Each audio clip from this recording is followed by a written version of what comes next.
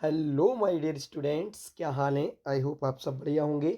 मेरे प्यारे बच्चों, एक बार फिर से स्वागत है आपके अपने YouTube channel Manoj coaching centre में। जैसा कि आप सब जानते हैं कि आपके बोर्ड एग्ज़ाम बेटा 22 फरवरी से प्रारंभ है और आपके पेपर की तैयारी हम लगातार यूट्यूब चैनल के माध्यम से बेटा करा रहे हैं और आप सब लगातार अच्छे से पढ़ाई भी कर रहे हैं। तो बेटा बस पेपर तक कुछ ही दिन और शेष हैं। पेपर तक बस आप हमारे साथ यूं ही बने रहिए और अच्छे नंबर से आप अवश्य पास होंगे, ये हमारा वादा है। बेटा प्रत्येक वीडियो आप अच्छे से देखते रहिए जिससे कोई भी वीडियो हम आपसे छूट ना जाए, क्योंकि जितने भी मोस्ट इम्पोर्टेंट प्रश्न होते हैं बेटा वह हम प्रत्येक वीडियो में आपसे डिस्कस कर रहे हैं।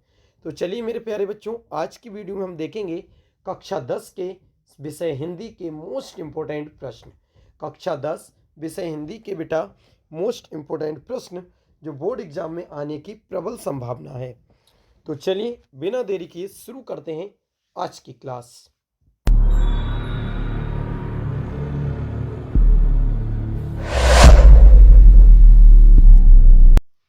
देखिए मेरे प्यारे बच्चों, पहला प्रश्न है शुक्ल युग की काल अवधि कितनी है। शुक्ल युग की काल अवधि कितनी है, ये बेटा 2023 में आया हुआ प्रश्न है। ऑप्शन का है 1850 ईस्वी से 1900 तक। ऑप्शन नंबर खा है 1900 ईस्वी से 1920 तक। और ऑप्शन नंबर गा है 1919 ईस्वी से 1938 तक, 1938 ईस्वी तक और 1938 ईस्वी से 1947 ईस्वी तक। तो बेटा इसका सही जवाब ऑप्शन नंबर गा हो जाएगा, 1919 ईस्वी से 1938 ईस्वी तक। चलिए बच्चों देखते हैं बेटा प्रश्न संख्या 2। देखें प्रश्न संख्या 2 है मेरे प्यारे बच्चों, छायावादोत्तर युग के प्रमुख कवि का नाम क्या है। छायावादोत्तर युग के प्रमुख कवि का नाम क्या है। ऑप्शन नंबर का है बेटा रामधारी सिंह दिनकर। खा है डॉक्टर नगेंद्र। ऑप्शन नंबर गा है रामचंद्र शुक्ल और ऑप्शन नंबर घा है अध्यापक पूर्ण सिंह। तो बेटा इसका सही जवाब ऑप्शन नंबर का हो जाएगा, रामधारी सिंह दिनकर। ये छायावादोत्तर युग के प्रमुख कवि हैं। चलिए बेटा नेक्स्ट प्रश्न की तरफ बढ़ते हैं। आज की वीडियो में हम बहुत जल्दी जल्दी तैयारी करेंगे, बहुत जल्दी जल्दी से फाइनल करेंगे। अगला प्रश्न है बेटा, भगवत सरल उपाध्याय द्वारा रचित निबंध कौन सा है। ये 2021 में आया प्रश्न है बेटा, भगवत सरल उपाध्याय द्वारा रचित निबंध कौन सा है। ऑप्शन नंबर का है ठूटा आम। ऑप्शन नंबर खा है ठेले पर हिमालय। ऑप्शन नंबर गा है बेटा दृष्टिकोण। ऑप्शन नंबर घा है नदी के द्वीप। तो मेरे प्यारे बच्चों, भगवत शरण उपाध्याय द्वारा रचित निबंध है ठूटा आम। ये बेटा अनेक बार प्रश्न में पूछा गया है, ठूटा आम। ठीक है, तो ध्यान रखें भगवत शरण किसने लिखा है बेटा, भगवत शरण उपाध्याय जी ने। चलिए बढ़ते हैं बेटा नेक्स्ट प्रश्न की तरफ। और नेक्स्ट जो प्रश्न है मेरे प्यारे बच्चों वह है रस मीमांसा के लेखक कौन है। रस मीमांसा के लेखक कौन है, ये बेटा 2021, 2022, 2023 में आया प्रश्न है। ऑप्शन नंबर का है आचार्य रामचंद्र शुक्ल। ऑप्शन नंबर खा है बाबू गुलाब राय। ऑप्शन नंबर गा है भगवत शरण उपाध्याय। ऑप्शन नंबर घा है जयप्रकाश भारती। तो मेरे प्यारे बच्चों, रस मीमांसा के जो लेखक हैं वह आचार्य रामचंद्र शुक्ल जी हैं। कौन है, आचार्य रामचंद्र शुक्ल जी। चलिए बढ़ते हैं बेटा नेक्स्ट प्रश्न की तरफ। देखिए मेरे प्यारे बच्चों, अगला जो प्रश्न है वह है बेटा शुक्ल युग के प्रमुख इतिहासकार कौन है। शुक्ल युग के प्रमुख इतिहासकार कौन है। ऑप्शन नंबर का है डॉक्टर नगेंद्र। ऑप्शन खा है हजारी प्रसाद द्विवेदी। ऑप्शन नंबर गा है बाबू गुलाब राय। ऑप्शन नंबर घा है इनमें से कोई नहीं। तो बेटा शुक्ल युग के प्रमुख इतिहासकार हैं बाबू गुलाब राय जी। कौन है बेटा, बाबू गुलाब राय जी। चलिए देखते हैं बेटा नेक्स्ट प्रश्न। अगला प्रश्न जो कि बहुत मोस्ट इंपोर्टेंट है, निम्नलिखित में से आधुनिक काल की विशेषताएं कौन सी हैं। आधुनिक काल की विशेषताएं कौन सी हैं बेटा। ऑप्शन नंबर का है जीवन के यथार्थ की प्रधानता। ऑप्शन नंबर खा है बौद्धिकता की प्रधानता। ऑप्शन नंबर गा है विकल्प का और विकल्प खा दोनों। ऑप्शन नंबर घा है मुक्तक काव्य की प्रमुखता। तो बेटा इसमें ऑप्शन नंबर गा बिल्कुल ठीक हो जाएगा, विकल्प का और खा दोनों। ये का वाला भी ठीक है बेटा और खा वाला भी, तो दोनों ना लगा के ऑप्शन नंबर गा बिल्कुल राइट कर देंगे। चलिए अब बढ़ते हैं बेटा नेक्स्ट प्रश्न की तरफ। अगला प्रश्न जो कि मोस्ट इंपॉर्टेंट प्रश्न है बेटा, साकेत महाकाव्य की रचना किसने की थी? साकेत महाकाव्य की रचना किसने की है बेटा? ये 2022 और 2023 में आया हुआ प्रश्न है। ऑप्शन नंबर का है मैथिली शरण गुप्त, ऑप्शन नंबर खा है जयशंकर प्रसाद, गा है बेटा हरिऔध जी और घा है नागार्जुन जी। तो साकेत महाकाव्य की रचना बेटा मैथिली शरण गुप्त जी ने की है। ऑप्शन नंबर का बिल्कुल सही जवाब हो जाएगा। चलिए बढ़ते हैं बेटा नेक्स्ट प्रश्न की तरफ। अगला जो प्रश्न है मेरे प्यारे बच्चों, वह है प्रगतिवादी युग की दो प्रवृत्तियां या विशेषताएं कौन सी हैं? प्रगतिवादी युग की दो प्रवृत्तियां या विशेषताएं कौन सी हैं? ये 2021 में आया हुआ प्रश्न है बेटा। तो ऑप्शन नंबर का है सौंदर्य भावना, ऑप्शन नंबर खा है करुणा और नैराश्य की भावना, ऑप्शन नंबर गा है मानवतावादी प्रवृत्ति, ऑप्शन नंबर घा है विद्रोह एवं कांति की भावना। तो बेटा इसमें गा और घा ये दोनों की दोनों जवाब बिल्कुल सही हो जाएंगे। कौन कौन सी विशेषताएं पूछी ना बेटा, इसमें एक ऐसा ऑप्शन होना चाहिए गा और घा दोनों, तो ये दोनों ही ठीक हैं। किसकी विशेषताएं बेटा? प्रगतिवादी की। चलिए बढ़ते हैं नेक्स्ट प्रश्न की तरफ। मेरे प्यारे बच्चों अगला प्रश्न है, निम्नलिखित में से रीति काल के प्रमुख दो कवि कौन से हैं? निम्नलिखित में रीति काल के प्रमुख दो कवि कौन से हैं? तो ऑप्शन नंबर का हो जाएगा बेटा पद्माकर, खा हो जाएगा बिहारी जी, गा हो जाएगा विकल्प का और खा दोनों, मतलब पद्माकर और बिहारी दोनों, ऑप्शन नंबर घा हो जाएगा सूरदास। तो बेटा ऑप्शन नंबर गा बिल्कुल ठीक जवाब है। का और खा अर्थात पद्माकर और बिहारी ये दोनों की दोनों रीति काल के प्रमुख कवि हैं। चलिए मेरे प्यारे बच्चों बढ़ते हैं नेक्स्ट प्रश्न की तरफ। देखें अगला प्रश्न जो कि बहुत मोस्ट इंपॉर्टेंट है, ललित ललाम के रचयिता कौन है? ललित ललाम के रचयिता कौन है? ऑप्शन नंबर का है बेटा पद्माकर, खा है मतीराम, गा है भूषण और घा है बेटा बिहारी। तो इसका सही जवाब ऑप्शन नंबर खा मतीराम हो जाएगा बेटा। ललित ललाम के जो रचयिता हैं वो कौन है? मतीराम जी। चलिए बेटा बढ़ते हैं अगले प्रश्न की तरफ। ध्यान से देखें इस प्रश्न के लिए। कह रहे हैं हंसी हंसी भाजे देखी दूल्हे दिगंबर को, पाहुनी जे आवे हिमाचल के उछा में। निम्नलिखित में कौन सा रस है? ऑप्शन है बेटा श्रृंगार रस, ऑप्शन खा है करुण रस, ऑप्शन गा है हास्य रस, ऑप्शन घा है वीर रस। तो आप देख सकते हैं इसके उदाहरण में ही बेटा हंसी हंसी दे रखी है, और जहाँ हंसी हंसी होगी वहाँ ऑप्शन नंबर गा हास्य रस इज द राइट आंसर होने वाला है। बेटा जहाँ दुख की बात होगी वहाँ करुण रस, और जहाँ खुशी की या हंसी की बात होगी वहां पर हास रस सही जवाब हो जाएगा। चलिए बेटा बढ़ते हैं नेक्स्ट प्रश्न की तरफ। देखिए मेरे प्यारे बच्चों अगला प्रश्न है, हरिमुख मनहु मयंक पंक्ति में कौन सा अलंकार है? हरिमुख मनहु मयंक पंक्ति में कौन सा अलंकार है? तो बेटा ऑप्शन हो जाएगा उत्प्रेक्षा, ऑप्शन नंबर खा है रूपक, ऑप्शन गा है उपमा, ऑप्शन नंबर घा है अनुप्रास।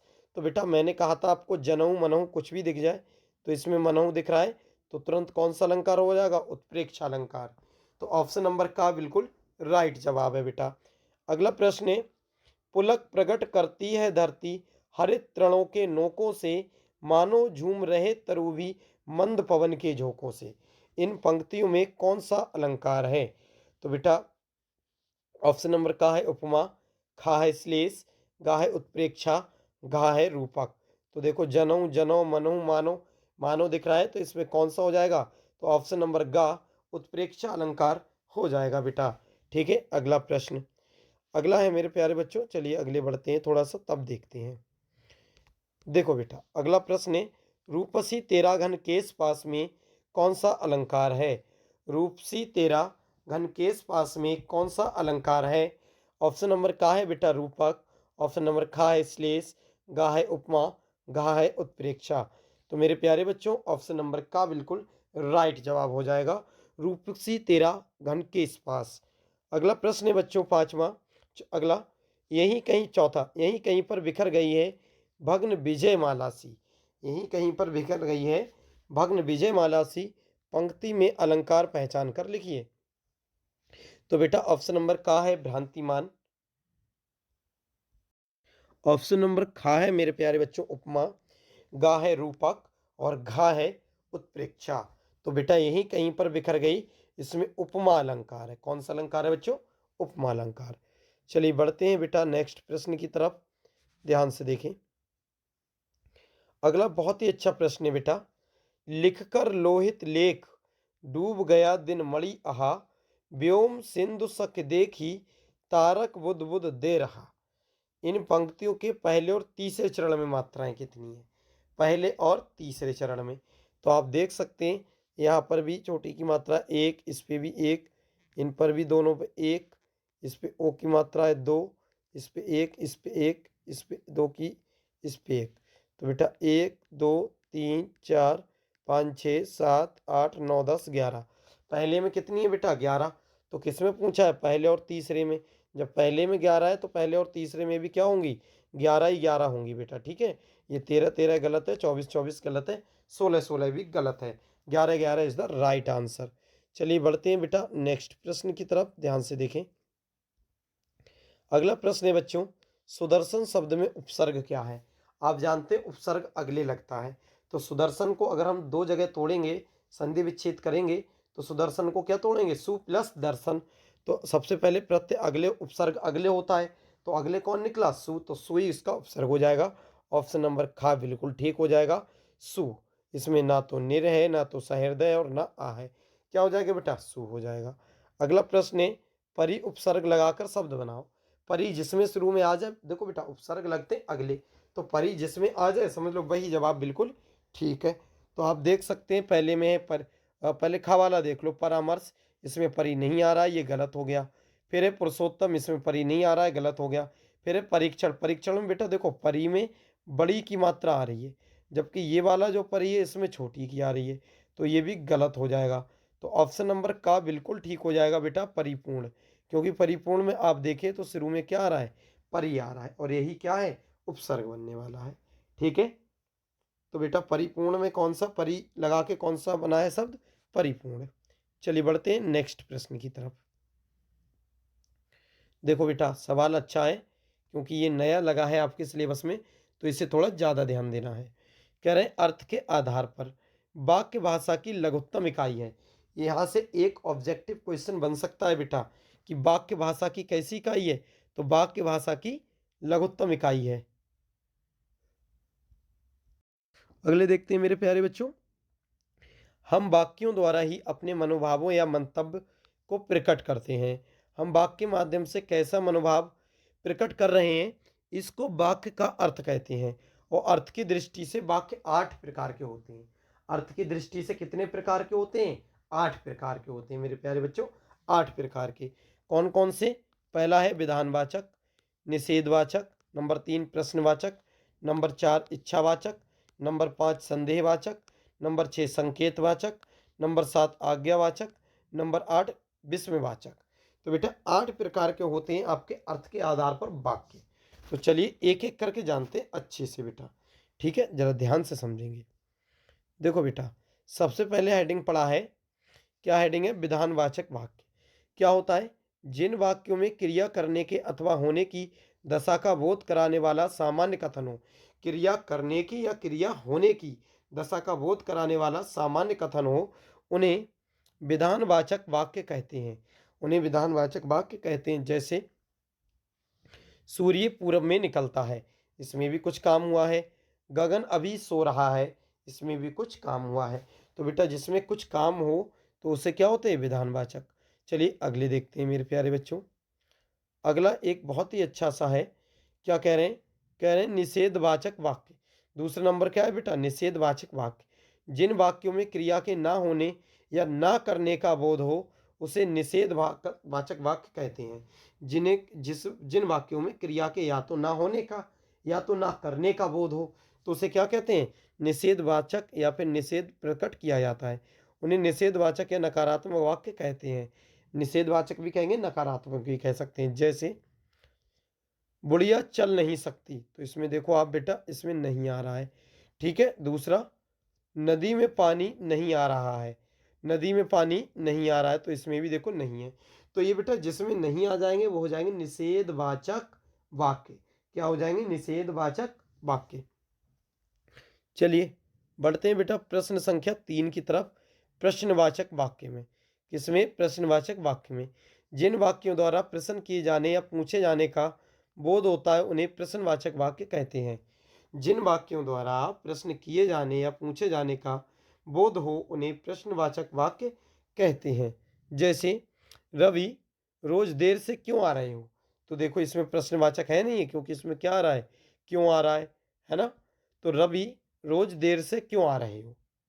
ठीक है, प्रश्न पूछा जा रहा है। अगले अगले है मेरे प्यारे बच्चों, नानी थैले में क्या है? तो इसमें भी बेटा क्वेश्चन मार्क है और इसमें भी प्रश्न पूछा जा रहा है कि नानी थैले में क्या है। आई होप आपको ये प्रश्नवाचक वाले समझ में आ गए होंगे। चलिए बेटा बढ़ते हैं नेक्स्ट प्रश्न की तरफ। अगला हेडिंग जरा ध्यान से देखेंगे। अगला हेडिंग है मेरे प्यारे बच्चों इच्छावाचक वाक्य। कौन सा वाक्य? इच्छावाचक वाक्य। 8 प्रकार के हैं ये। जिन वाक्यों से इच्छा, आशा, शुभकामना, आशीर्वाद आदि का भाव प्रकट हो उन्हें इच्छावाचक वाक्य कहते हैं। उन्हें क्या, कौन से वाक्य कहते हैं बेटा? इच्छावाचक वाक्य कहते हैं। पहला है बेटा भगवान तुम्हें खुश रखे। दूसरा है तुम्हारी यात्रा मंगलमय हो। तो ये इच्छावाचक वाक्य हैं बेटा, जिसमें इच्छा, आशा, शुभकामना, आशीर्वाद आदि प्रकट होंगे तो उन्हें क्या कहेंगे? इच्छावाचक वाक्य। तो पहला है बेटा भगवान तुम्हें खुश रखे, और दूसरा है तुम्हारी यात्रा कैसी हो? मंगलमय हो। कैसी हो? मंगलमय हो। चलिए बढ़ते हैं बेटा 5वें की तरफ, जरा ध्यान से देखें।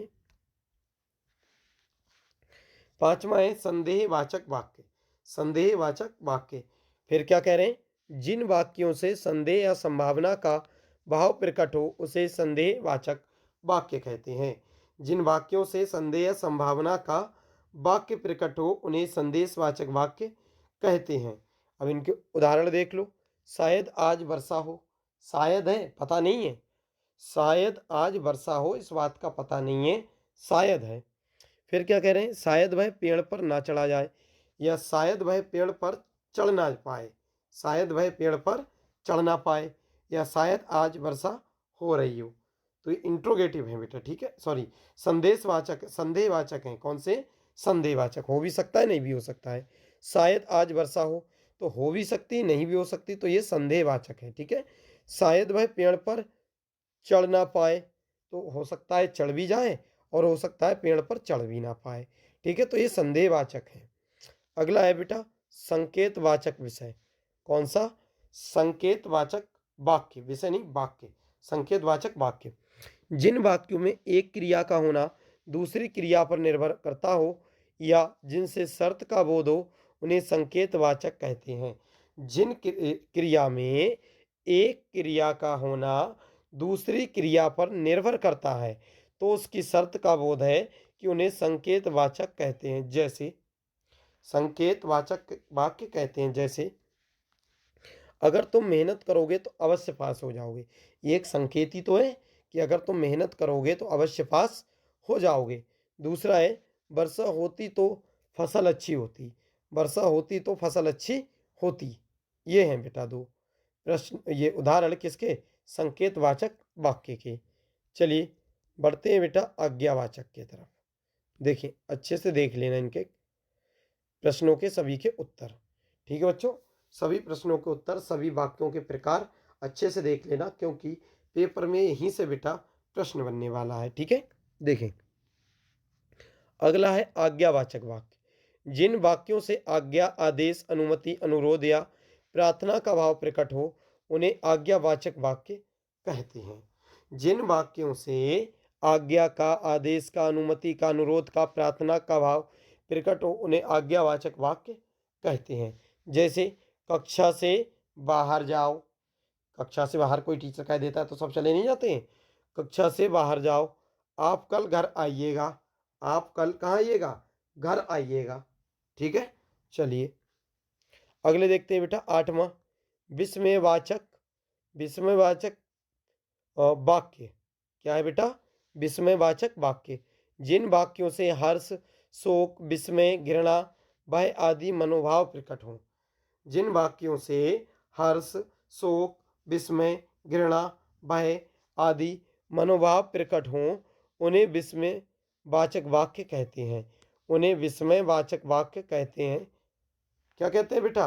विस्मयवाचक वाक्य कहते हैं। जैसे जैसे वह कितने सुंदर खिलौने हैं, वह कितने सुंदर खिलौने हैं। ठीक है। अगला है शाबाश ऐसे ही प्रथम आते रहो। कितने सुंदर खिलौने, ये पहला था विस्मयवाचक वाक्य का, और दूसरा है शाबाश ऐसे ही प्रथम आते रहो। शाबाश ऐसे ही प्रथम आते रहो। चलिए देखते हैं बेटा नेक्स्ट प्रश्न। चलिए बढ़ते हैं बेटा नेक्स्ट प्रश्न की तरफ। अगला जो हमारा प्रश्न है, जरा ध्यान से देखें। अगला प्रश्न बेटा, वह अब भी बैठ नहीं सकता। क्या है बच्चों? वह अब भी बैठ नहीं सकता। अब जरा ब्रैकेट में देखें इसमें क्या लिखा है। ऐसे भी प्रश्न इस बार आपको बोर्ड एग्जाम में देखने को मिलेंगे, कहीं ऐसा ना हो आप गलत कर दें, इसलिए ध्यान से देखें। वह अब भी बैठ नहीं सकता, जरा ब्रैकेट में देखो क्या लिखा है। वाक्य का भाववाचक रूप क्या होगा? इसका मतलब है वह अब भी बैठ नहीं सकता, इसका भाववाचक क्या बनेगा? और चार ऑप्शन दे रखे हैं, इन चार में से एक सही है। तो पहला है वह बैठ नहीं सकता, दूसरा है उससे अभी भी नहीं जाता बैठा, और तीसरा है उससे अब भी बैठा नहीं जाता, और घ वाला है सभी विकल्प सही हैं। तो बेटा घ वाला ऑप्शन बिल्कुल सही है कि उससे अभी भी बैठा नहीं जाता। कौन सा सही है बेटा? ग वाला, उससे अभी भी बैठा नहीं जाता। ठीक है। तो ऐसे भी आएंगे बेटा चेंज करने को, तो आपको ध्यान देना है ऐसे प्रश्न को भी। ठीक है। चलिए नेक्स्ट देखते हैं। अगला है बेटा, जरा ध्यान दें इस पर, कि परीक्षा के बारे में अध्यापक द्वारा क्या कहा गया। परीक्षा के बारे में अध्यापक द्वारा क्या कहा गया, और ये करना है बेटा वाक्य के लिए कर्तवाच्य का रूप क्या होगा। कर्तवाच्य बताओ। तो ऑप्शन नंबर का है अध्यापक के द्वारा परीक्षा के बारे में क्या कहा गया, और खा है परीक्षा के बारे में अध्यापक ने क्या कहा, और गा है बेटा क्या कहा गया अध्यापक द्वारा परीक्षा के बारे में, और घा है सभी विकल्प सही है। तो मेरे प्यारे बच्चों ऑप्शन नंबर खा बिल्कुल सही जवाब है। परीक्षा के बारे में अध्यापक ने क्या कहा, परीक्षा के बारे में अध्यापक ने क्या कहा, दिस इज राइट जवाब। ठीक है, ये होगा बेटा कर्तवाच्य। ठीक है। चलिए अब देखते हैं नेक्स्ट प्रश्न। देखिए अगला प्रश्न है मेरे प्यारे बच्चों, जो कि आपके गद्य का गद्यांश लिया गया है, और इसे आप अच्छे से देखेंगे क्योंकि आपके पेपर में गद्यांश जो हैं वो कई आएंगे बेटा, गद्य में भी आएंगे, काव्य में भी आएंगे, और संस्कृत में भी आएंगे। देखिए बच्चों पहला गद्यांश है, दूसरी बात जो इस संबंध में विचारणीय है। दूसरी बात जो इस संबंध में विचारणीय है वह यह है कि संस्कृति अथवा सामूहिक चेतना ही हमारे देश का प्राण है। इसी नैतिक चेतना के सूत्र से हमारे नगर और ग्राम, हमारे प्रदेश और संप्रदाय, हमारे नैतिक विभिन्न वर्ग और जातियां आपस में बंधी हुई हैं। जहां उनमें और सब तरह की भिन्नताएं हैं वहां उनमें यह यह एकता है। क्या इसी बात को ठीक तरह से पहचान लेने से बापू ने जनसाधारण को बुद्धिजीवियों के नेतृत्व में क्रांति करने के लिए तत्पर करने के लिए इसी नैतिक चेतना का सहारा लिया था। अहिंसा, सेवा और त्याग की बातों से जनसाधारण का हृदय इसलिए आंदोलित हो उठा क्योंकि उन्हीं से तो वह शताब्दियों से प्रभावित और प्रेरित रहा है। उन्हीं से तो वह क्या रहा है? शताब्दियों से प्रभावित और प्रेरित रहा है।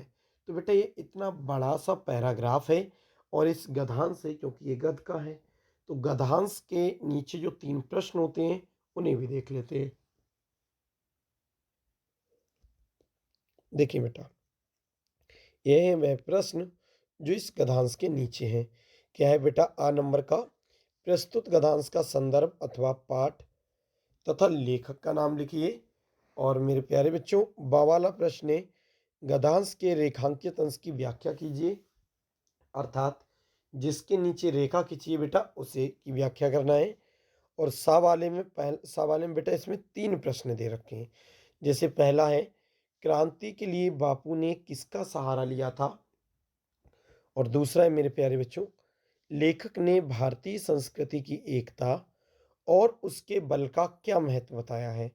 और तीसरा है, जनसाधारण का हृदय किन बातों से आंदोलित हो उठा और क्यों हो उठा? तो बेटा ये 3 प्रश्न है सामने। अब आपको करना क्या है? इन तीनों प्रश्नों के जवाब देना है। लेकिन जैसा कि आप जानते हैं, पहला है बेटा संदर्भ। संदर्भ और अथवा लग के क्या है? पाठ और लेखक का नाम। तो बताओ मेरे प्यारे बच्चों, ये जो आपने पैराग्राफ पढ़ा था, ये कौन से पाठ और कौन से लेखक का है? तो चलिए मैं आपको बता दूं, ये पाठ नंबर है भारतीय संस्कृति। इसका नाम क्या है बेटा? भारतीय संस्कृति।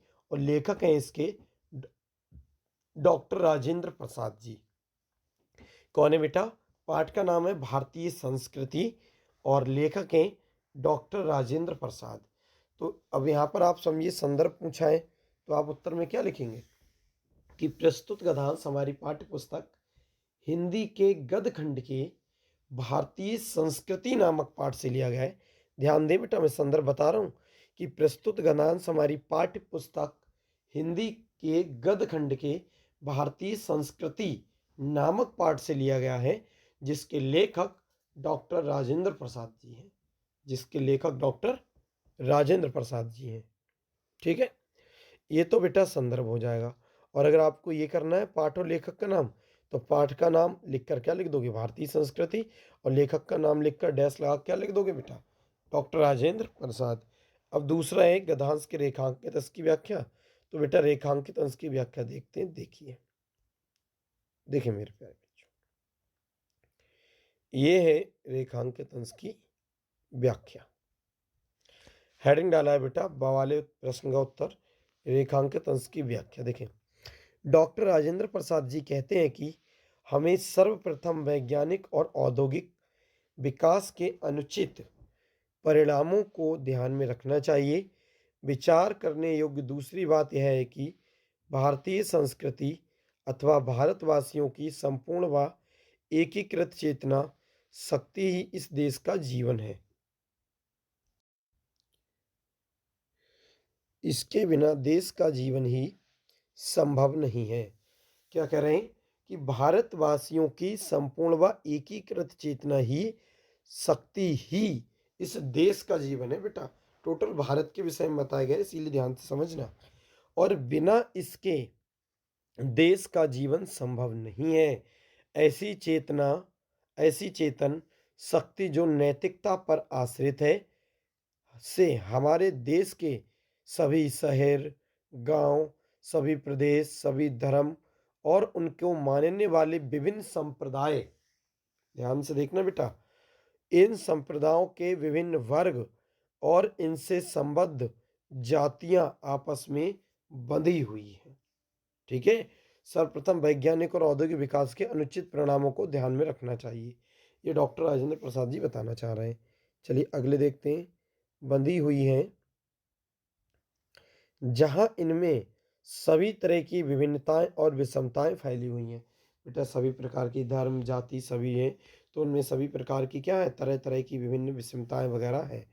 वहीं उन सभी में एक एकता है जिसे ध्यान से देखने, समझने और पहचानने की आवश्यकता है।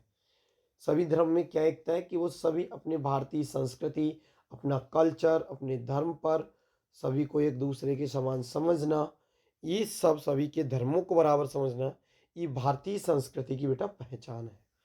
और तीसरा प्रश्न क्या था मेरे प्यारे बच्चों? आपने देखा सा वाला, और सा में 3 प्रश्न थे।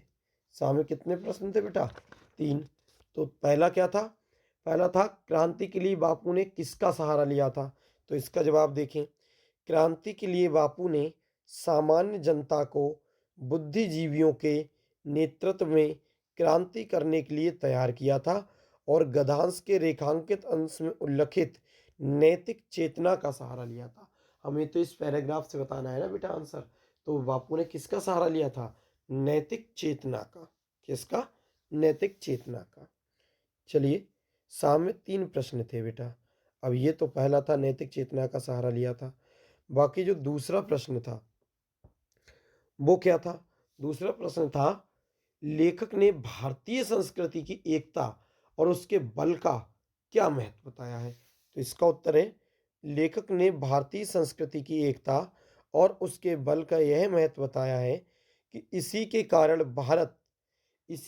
संपूर्ण भारत के सभी शहर, गांव, प्रदेश, विभिन्न जातियां, संप्रदाय, वर्ग आदि एक सूत्र में बंधे हुए हैं, जिसके कारण गांधी जी ने देश की जनता को क्रांति के लिए तत्पर किया है। जिसके कारण गांधी जी ने देश की जनता को क्रांति के लिए क्या किया है? तत्पर किया है या फिर तैयार किया है। अब बेटा तीसरा प्रश्न, तीसरा क्या है? जनसाधारण का हृदय किन बातों से आंदोलित हो उठा और क्यों? तो इसका जवाब है बच्चों, अहिंसा, सेवा और त्याग की बातों से जनसाधारण का हृदय इसलिए आंदोलित हो उठा क्योंकि उन्हीं से तो वह शताब्दियों से प्रभावित और प्रेरित रहा है। क्योंकि उन्हीं से तो वह शताब्दियों से प्रभावित और प्रेरित रहा है। तो मेरे प्यारे बच्चों, ये इस वाले गद्यांश के सभी आंसर थे। चलिए देखते हैं बेटा नेक्स्ट प्रश्न। एक और गद्यांश है आपके इस पेपर में, इस वीडियो में जरा ध्यान से देखेंगे। ये सभी गद्यांश नए लगाए गए हैं बेटा, इनके आने की इस बार ज़्यादा संभावना है, इसीलिए आप इन्हें जो है नज़रअंदाज नहीं कर सकते, इसे भी अच्छे से देखेंगे। ठीक है बेटा बेटा देखें, कह रहे हैं दुनिया के सभी भागों में, ये भी गद्यांश ही है, दुनिया के सभी भागों में स्त्री, पुरुष और बच्चे रेडियो से कान सटाए बैठे थे। किससे? रेडियो से।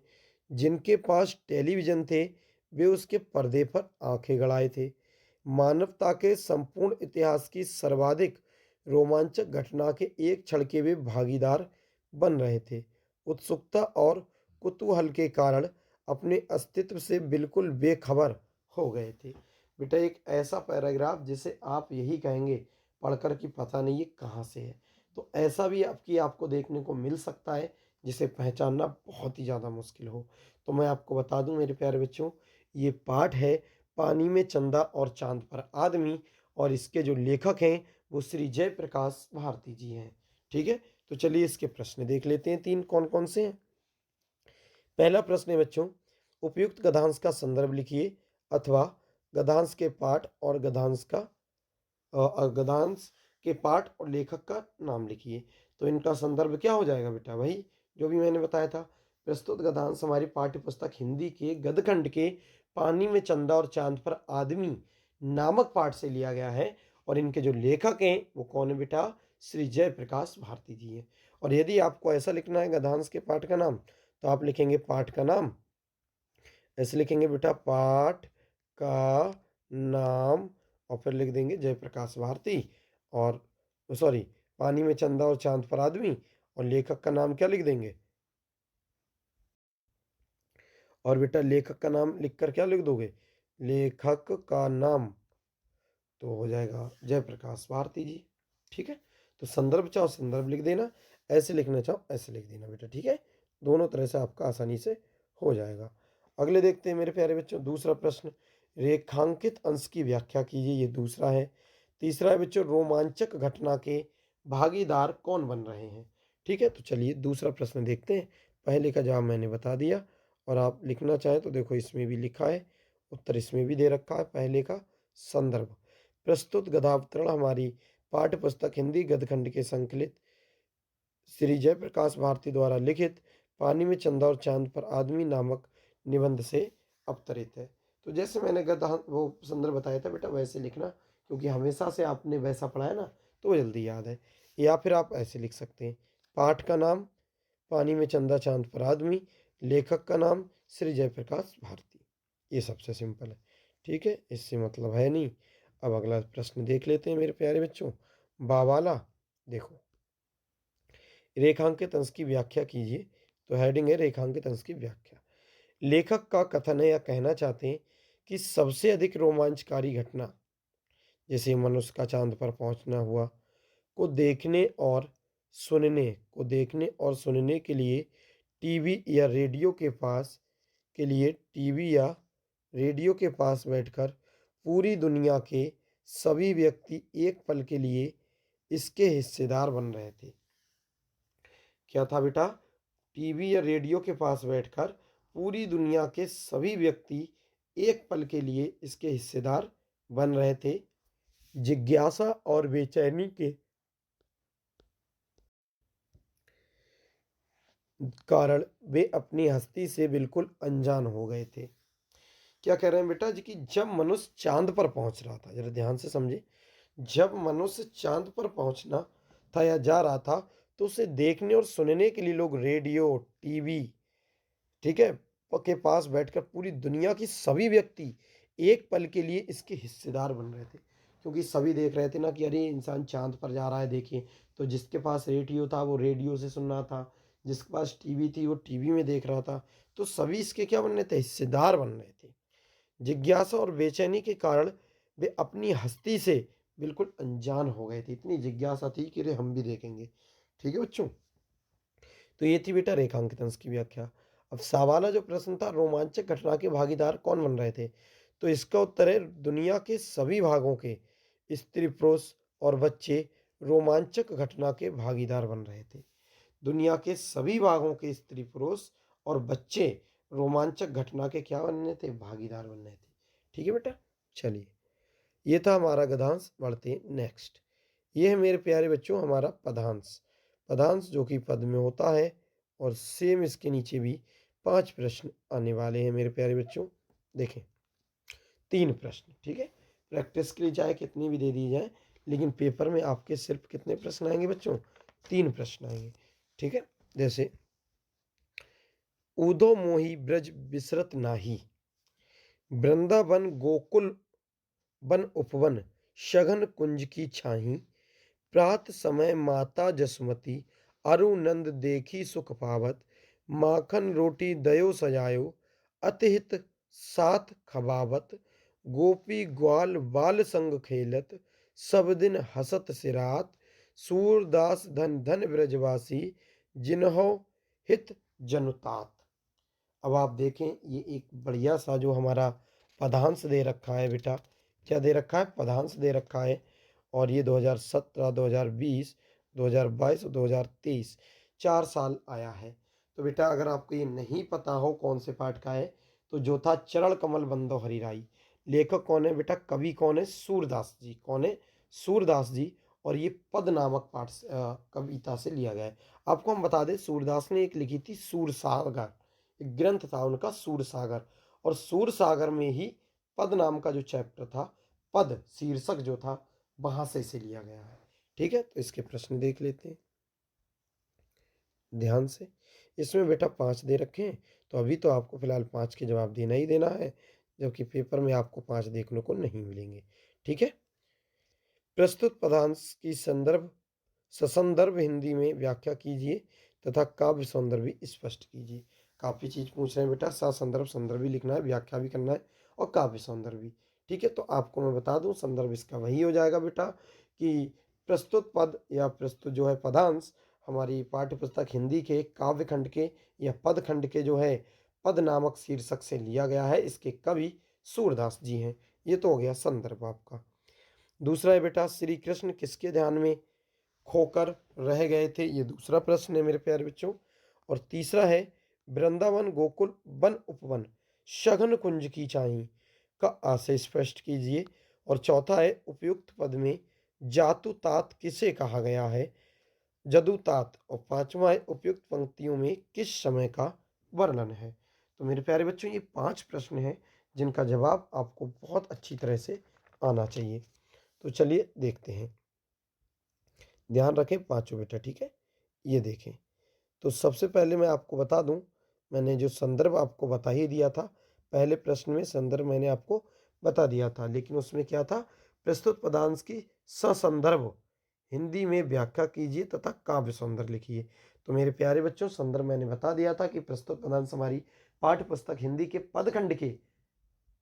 पदखंड के पद नामक शीर्षक से उद्गृत है, लिया गया है। इसके कवि सूरदास जी हैं। अगले देखें, और उसमें यह भी पूछा गया था कि बेटा प्रसंग और काव्य सौंदर्य और व्याख्या भी। तो पहले का ही प्रसंग क्या हो जाएगा, संदर्भ मैंने बता दिया। प्रसंग कि प्रस्तुत पद में उद्धव ने मथुरा पहुंचकर श्री कृष्ण को वहां की सारी स्थिति बताई, जिसे सुनकर श्री कृष्ण भाव विभोर हो गए। इस पर वे उद्धव से अपनी मनोदशा व्यक्त करते हैं। अब इसकी व्याख्या समझे बेटा, व्याख्या भी पूछिए ना पहले ही प्रश्न में, ठीक है। श्री कृष्ण ने उद्धव से ब्रजवासियों की दीन दशा सुनी और उन्हीं के ध्यान में खो गए। वे उद्धव से कहते हैं कि मैं ब्रज को भूल नहीं पाता बेटा, क्योंकि श्री कृष्ण जब चले आए थे छोड़कर किसको, ब्रज को, तब वो उद्धव से कहते हैं कि मैं ब्रज को भूल नहीं पाता। वृंदावन और गोकुल के उपवन सभी मुझे याद आते रहते हैं। वहाँ के घने कुंजों की छाया को भी मैं भूल नहीं पाता। नंद बाबा और यशोदा मैया को देखकर मुझे जो सुख मिलता था, वह मुझे रह रह के स्मरण हो आता है। कि नंद बाबा और यशोदा मैया को देखकर मुझे जो खुशी मिलती थी, वह मुझे रह रह कर याद आ जाती है, उसकी स्मरण हो आता है। ठीक है, अगले देखते हैं मेरे प्यारे बच्चों। वे मुझे मक्खन रोटी और भली प्रकार से जमाया हुआ दही कितने प्रेम से खिलाते थे। अगले देखो बेटा, हिंदी इसकी अच्छी है बेटा, ठीक है, आसानी से याद हो जाएगी, समझ में आ जाएगी। ब्रज की गोपियाँ और ग्वाल बालों के साथ खेलते हुए मेरे सभी दिन हंसते हुए बीता करते थे। ये सभी बातें मुझे बहुत याद आई हैं, ये सभी बातें मुझे बहुत याद आती हैं। सूरदास जी ब्रजवासियों को धन्य मानते हैं और उनके भाग्य की सराहना करते हैं।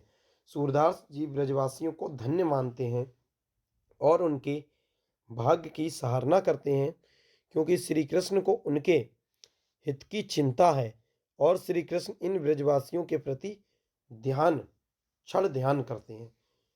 सूरदास जी क्या कहना चाहते हैं, कहते हैं ब्रजवासियों को बहुत धन्य मानते हैं, उनके भाग्य की सराहना करते हैं, क्योंकि श्री कृष्ण उनकी चिंता करते हैं और श्री कृष्ण इन ब्रजवासियों का ध्यान जो है प्रति क्षण ध्यान करते हैं, यानी उन्हें याद करते हैं। देखें बेटा, अगले अगले पहले प्रश्न में पूछा गया था काव्य सौंदर्य भी, तो हम काव्य सौंदर्य भी देखेंगे। देखिए, इसे पहले थोड़ा ऊपर कर लेते हैं, जिससे काव्य सौंदर्य आसानी से हम देख पाएँ। देखिए मेरे प्यारे बच्चों, काव्य सौंदर्य में हमें बताना होता है कौन क्या है, पॉइंट वाइज। तो देखो, यद्यपि कृष्ण का व्यक्तित्व अलौकिक है, किंतु प्रेम बस वह भी प्रियजनों की याद में साधारण मनुष्य की तरह द्रवित हो रहे हैं। ब्रज की स्मृति उन्हें अत्यधिक भाव विहल कर रही है। जैसे बेटा, अब इसमें भाषा क्या है, सरल एवं सरस। शैली क्या उनसी बेटा, मुक्तक। छंद कैसा है, गेय पद। और रस कैसा है, श्रृंगार। शब्द शक्ति क्या है, अविधा और व्यंजन। गुण क्या है, माधुर्य। अलंकार कौन सा है, ब्रज विसरत वृंदावन गोकुल वन उपवन में अनुप्रास। तो बस बेटा यही लिखना है, बहुत लिख के। ये भाषा क्या है, रस क्या है, शब्द शक्ति क्या है, शैली क्या है, छंद क्या है, अलंकार क्या है। काव्य सौंदर्य में बेटा इसी को काले पेन से लिखकर और सामने उनका आंसर लिख देना है। ऐसे रस लिखकर, श्रृंगार भाषा लिखकर, सरल और सरस, बस ये काव्य सौंदर्य हो जाता है। ठीक है, चलिए, बाकी ये लिखने की जरूरत नहीं है। अगला प्रश्न आपको पता था, दूसरा प्रश्न था मेरे प्यारे बच्चों कि श्री कृष्ण किसके ध्यान में खोकर रह गए। तो इसका उत्तर है दूसरे का, श्री कृष्ण ब्रजवासियों के ध्यान में खो गए। ठीक है, जब उद्धव ने बताया था, तो श्री कृष्ण किसके ध्यान में खोकर रह गए, ब्रजवासियों के। ठीक है, तीसरा प्रश्न था, वृंदावन गोकुल वन उपवन सघन कुंज की छाही, इसका आशय क्या स्पष्ट, इस आशय क्या स्पष्ट कीजिए। तो कह रहे हैं प्रश्न में उल्लिखित पंक्ति का आशय है कि श्री कृष्ण उद्धव से कहते हैं कि वृंदावन और गोकुल के वन उपवन सभी मुझे याद आते हैं, वहाँ के घने कुंजों की छाया को मैं भूल नहीं पाता। श्री कृष्ण किससे कहते हैं ये बात, उद्धव से कहते हैं। ये बेटा तीसरे प्रश्न का जवाब था। और चौथा प्रश्न क्या था मेरे प्यारे बच्चों, क्या था, उपयुक्त पद में जदु तात किसे कहा गया है। तो जदुतात श्री कृष्ण को कहा गया है। प्रस्तुत पदांश में पदांश में जदुतात किसे कहा गया है बेटा? तो जदुतात श्री कृष्ण को कहा गया है। चलिए अगले देखते हैं। देखिए मेरे प्यारे बच्चों, अगले भी समझने की कोशिश करते हैं।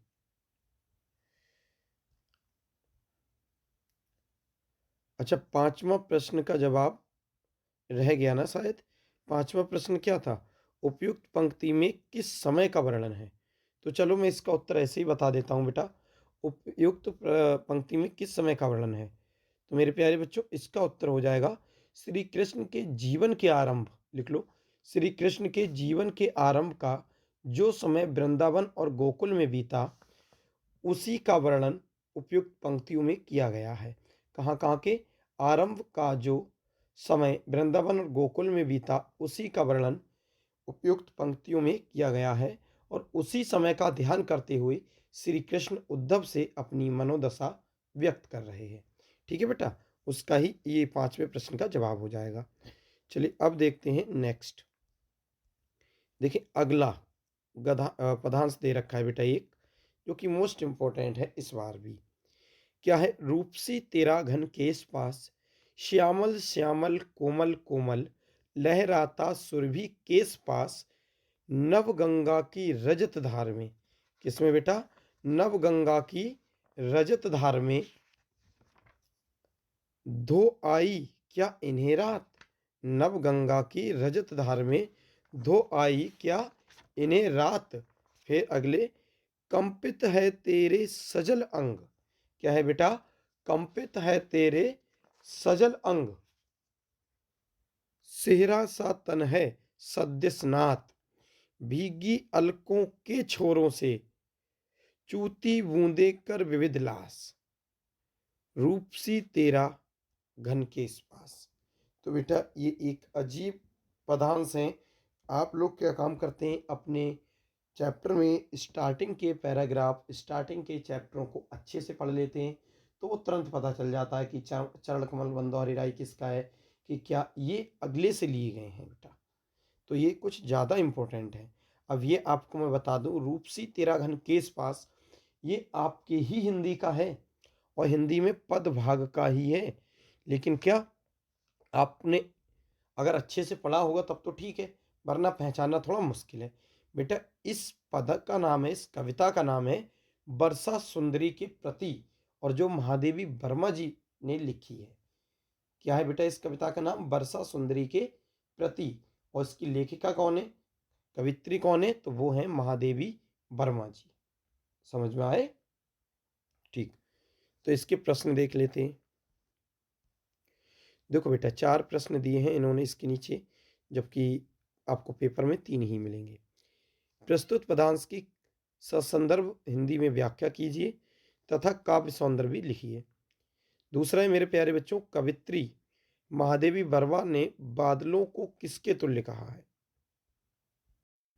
तीसरा है बच्चों, नव गंगा की रजत धार में धो आई क्या इन्हें रात। पंक्ति का आशय स्पष्ट कीजिए। अगला प्रश्न है, रूपसी तेरा घन केस पास में प्रयुक्त अलंकार कौन सा है? रूपसी तेरा घन केस पास में उपयुक्त अलंकार कौन सा है?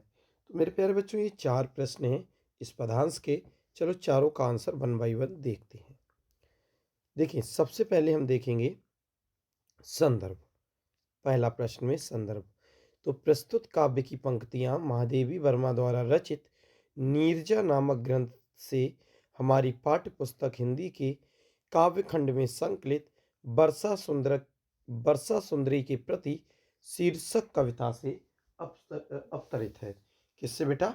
वर्षा सुंदरी के प्रति शीर्षक कविता से ली गई है, ऐसा आप लिखना, अवतरित वगैरह नहीं ली गई है। ठीक है, और ये विशेष वाला तो आपको लिखना ही नहीं होता है। प्रसंग देख लेते हैं। कह रहे हैं यहाँ कवित्री ने वर्षा का सुंदरी नायिका के रूप में चित्रण कर उसके सौंदर्य का बड़ा ही मोहक वर्णन किया है। ठीक है, यहाँ कवित्री ने वर्षा का सुंदरी नायिका के रूप में, वर्षा का सुंदरी नायिका के रूप में चित्रण कर उनकी सौंदर्य का बड़ा ही मोहक वर्णन किया है। बेटा ये पहले ही प्रश्न का है। ठीक है, चलिए अब व्याख्या भी पहले ही प्रश्न में है, ध्यान रखें। तो व्याख्या में क्या है मेरे प्यारे बच्चों, ध्यान से समझें। कह रहे हैं कवित्री वर्षा सुंदरी को संबोधित करती हुई कहती है कि हे वर्षा सुंदरी, तेरा बादल रूपी काले काले बालों का समूह अत्यधिक सुंदर है। तुम्हारे कोमल काले और सुगंधित बाल हवा में लहरा रहे हैं, जो कि बहुत अच्छे लगते हैं। तात्पर्य यह है कि वायु से लहराते हुए बादल ही तुम्हारे सुंदर बाल हैं। क्या कह रहे हैं कि वायु से लहराते हुए बादल ही तुम्हारे सुंदर बाल हैं। कवित्री पूछती है कि हे वर्षा सुंदरी, क्या तुम अपने इन बालों को रात में आकाश गंगा की चांदनी के समान उजली जलधारा में धोकर आई हो?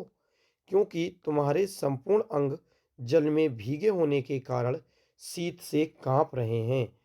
तुम्हारे रोमांचित और सिहरते शरीर को देखकर ऐसा प्रतीत होता है जैसे तुम अभी स्नान करके आई हो। जैसे तुम अभी क्या करके आई हो? स्नान करके आई हो। चलिए अगले देखते हैं। आई हो, क्योंकि तुम्हारे भीगे बालों से जल की बूंदें क्योंकि तुम्हारे भीगे बालों से जल की बूंदें नृत्य करती हुई सी नीचे टपक रही हैं। हे वर्षा सुंदरी, तुम्हारे बादल रूपी घने बालों का समूह बहुत ही सुंदर प्रतीत हो रहा है। तुम्हारे बादल रूपी घने बादलों का समूह बहुत ही सुंदर प्रतीत हो रहा है। यह है बेटा व्याख्या। इस जो पद का एक काव्यांश लिया था आपसे, आपका रूपसी तेरा घन केस पास, इन लाइनों की बेटा ये व्याख्या थी। ठीक है, चलिए बढ़ते हैं इसके काव्य सौंदर्य की तरफ, क्योंकि पहले प्रश्न में बेटा सभी पूछा गया था, संदर्भ भी, व्याख्या भी, प्रसंग भी, काव्य सौंदर्य भी। पेपर में इतना नहीं पूछा जाएगा, ठीक है, इस बार चारों पूछ लिया इसमें। फिर एक काव्य सौंदर्य। काव्य सौंदर्य में आप चाहें तो डायरेक्ट ये लिख सकते हैं, भाषा क्या है? साहित्यिक खड़ी बोली। दूसरे नंबर पे आप शैली डाल सकते हैं, चित्रात्मक। तीसरे पे आप रस डाल सकते हैं, जो है श्रृंगार। और चौथे पे बेटा गुण डाल सकते हैं, माधुर्य। मैंने ये पहला वाला छोड़ दिया इसलिए बात कर रहा हूँ, मैं ये पाँचवें को चौथा बोल रहा हूँ। पाँचवें पे आप डाल सकते हैं छंद, अतुकांत।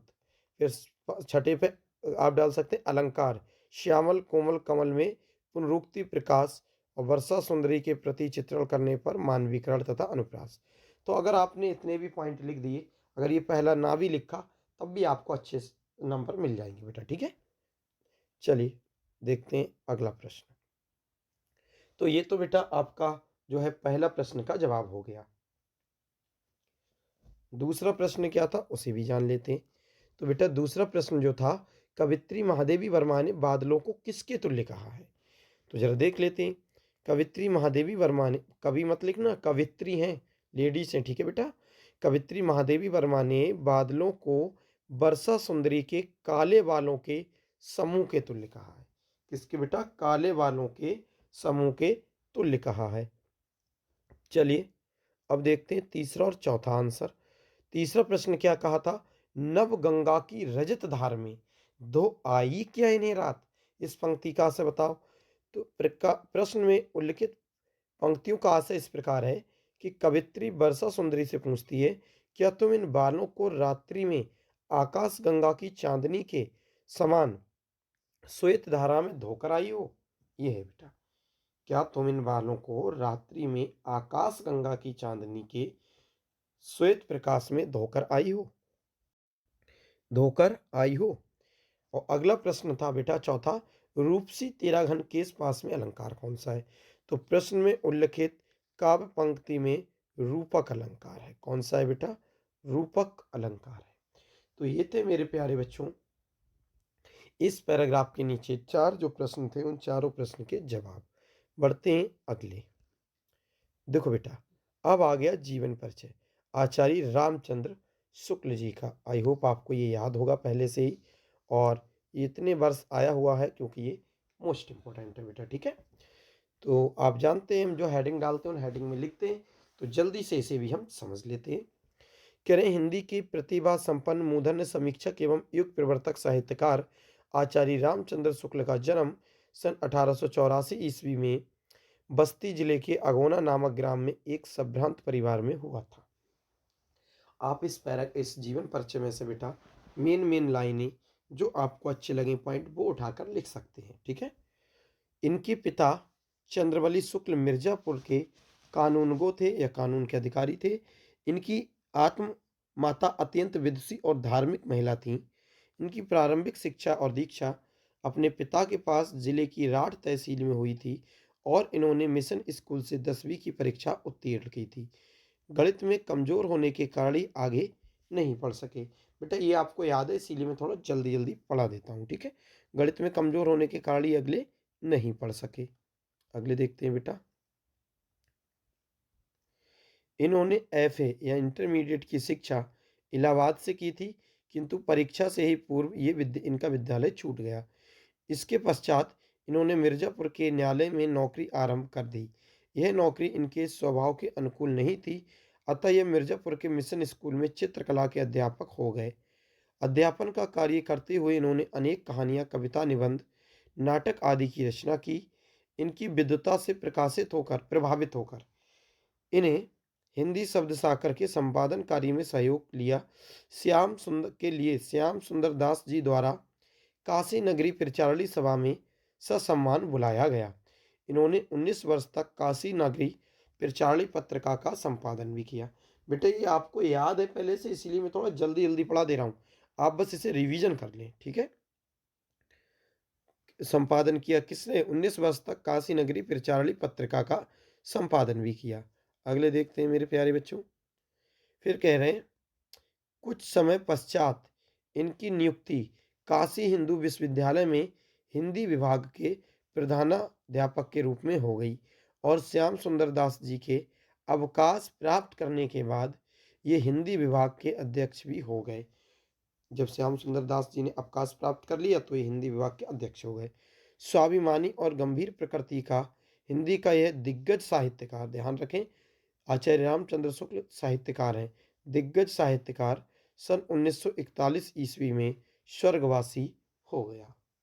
क्या हो गया बेटा? स्वर्गवासी हो गया। अब इसमें से मेन बातें कि इन्होंने क्या किया था, बचपन जन्म कहाँ हुआ था, माता पिता क्या करते थे, अपनी शिक्षा कहाँ हुई थी, ये चीज़ ध्यान रखना होती है, ठीक है बेटा। ज़्यादा ध्यान रखने की जरूरत नहीं है। चलिए अगले देखते हैं, क्योंकि अभी तो इनकी रचनाएं वगैरह सभी होंगी तभी तो कंप्लीट होगा। देखिए बेटा अगला हेडिंग है रचनाएं। शुक्ल जी एक प्रसिद्ध निबंधकार, आलोचक, श्रेष्ठ इतिहासकार, सफल संपादक थे। इनकी रचनाएं निम्नलिखित हैं। जैसे निबंध क्या क्या थे इनके? चिंतामणि और विचार विधि। बेटा ये सबसे ज़्यादा आने वाले प्रश्न है कि चिंतामणि की विधा क्या है, तो आप लगाएंगे निबंध, या फिर आपसे पूछ लिया जाएगा विचार विधि की विधा क्या है, तो निबंध। यह चिंतामणि किसकी रचना है? तो आचार्य रामचंद्र शुक्ल की। विचार विधि किसकी रचना है? आचार्य रामचंद्र शुक्ल की, ठीक है। दूसरा है बेटा आलोचना। तो आलोचना में इन्होंने क्या लिखा था? रश्मिमासा। तो ये भी पूछा जा सकता है, रश्मिमासा किनकी? आचार्य रामचंद्र शुक्ल की। त्रिवेणी सूरदास। अब ध्यान रखें ये सूरदास अगर आ गई तो इनकी आलोचना है आचार्य रामचंद्र शुक्ल की, सूरदास ने नहीं लिखी, ठीक है। तीसरा इतिहास में हिंदी साहित्य का इतिहास लिख सकते हैं आप। फिर है बेटा चौथा नंबर पे है संपादन। तो इसमें जायसी ग्रंथावली, तुलसी ग्रंथावली, भ्रमर गीत सार, हिंदी शब्द सागर, काशी नगरी पत्रिका या प्रचारणी पत्रिका, इनका इन्होंने क्या किया था? संपादन किया था। चलिए बच्चों ये तो थी इनकी रचनाएं। अब देखते हैं साहित्य में स्थान। मैं मेन पढ़ा दे रहा हूँ, ठीक है बेटा। साहित्य में स्थान। हिंदी निबंध को नया आयाम देकर उसे ठोस धरातल पर प्रतिष्ठित करने वाले शुक्ल जी हिंदी साहित्य के मूर्धन्य आलोचक, श्रेष्ठ निबंधकार, निष्पक्ष इतिहासकार, महान शैलीकार एवं युग प्रवर्तक साहित्यकार थे। ये हृदय से कवि, मस्तिष्क से आलोचक, जीवन से अध्यापक थे। बेटा इनकी तारीफ ही कर रहा है, अच्छे से इनके विषय में लिखना है। हिंदी साहित्य में इनका मूर्धन्य स्थान है। इनकी विलक्षण प्रतिभा के कारण ही इनके समकालीन हिंदी गद्य के काल को शुक्ल युग के नाम से संबोधित किया गया, ठीक है। क्या किया गया? इनके संबंधित काल को शुक्ल युग के नाम से भी जाना गया। आचार्य रामचंद्र शुक्ल इन्हीं के नाम पर इस युग का नाम भी पड़ा था, शुक्ल युग, ठीक है बेटा। चलिए बढ़ते हैं अगले। चलिए बेटा अगले देखते हैं। अब अगला जीवन पर से है सूरदास जी का। ये काव्य में है बेटा, अर्थात पद में है। सूरदास जी का जीवन परिचय। और इनका भी आप देख सकते हैं कई वर्ष आया हुआ बेटा प्रश्न है, क्योंकि इनकी जीवनी भी मोस्ट इंपॉर्टेंट है। तो इनका भी हम देख लेते हैं, क्योंकि ये भी काव्य में पहले नंबर पे ही है, तो ये भी आपको याद होगा। सबसे पहले हेडिंग डाला जीवन परिचय। कह रहे हैं सूरदास जी का जन्म सन 1478 ईस्वी में। अब बेटा जब ये आप ये वाला याद किया करें तो ये ब्रैकेट वाला ना किया करें, ठीक है, सम्मत वाला। सूरदास जी का जन्म सन 1478 ईस्वी में आगरा मथुरा मार्ग पर स्थित रूनकता नामक ग्राम में हुआ था। कुछ विद्वान दिल्ली के निकट सिही ग्राम को भी इनका जन्म स्थान मानते हैं। सूरदास जी जन्मांध थे, अर्थात जन्म से अंधे थे। इसी विषय में भी विद्वानों में मतभेद है। कई लोग कहते हैं जन्म से अंधे थे, कई कहते हैं नहीं, इसलिए मतभेद है। इन्होंने कृष्ण की बाल लीलाओं का मानव स्वभाव एवं प्रकृति का ऐसा सजीव वर्णन किया है जो आंखों से प्रत्यक्ष देखे बिना संभव नहीं है। आंखों से प्रत्यक्ष देखे बिना संभव नहीं है। अगले देखते हैं बेटा। इन्होंने स्वयं अपने आप को जन्मांध कहा है, कि जन्म से हम अंधे हैं। ऐसा इन्होंने आत्मग्लानिवश लाक्षणिक रूप में विविध ज्ञान चक्षुओं के अभाव के लिए भी कहा हो सकता है।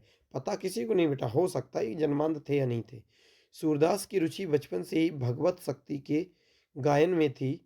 इनसे भक्ति का एक पद सुनकर पुष्टि मार्ग के संस्थापक महाप्रभु वल्लभाचार्य ने इन्हें अपना शिष्य बना लिया और श्रीनाथ जी के मंदिर में कीर्तन का भार इन्हीं को ही सौंप दिया। तो इनके गुरु आए तो कौन? वल्लभाचार्य, ठीक है।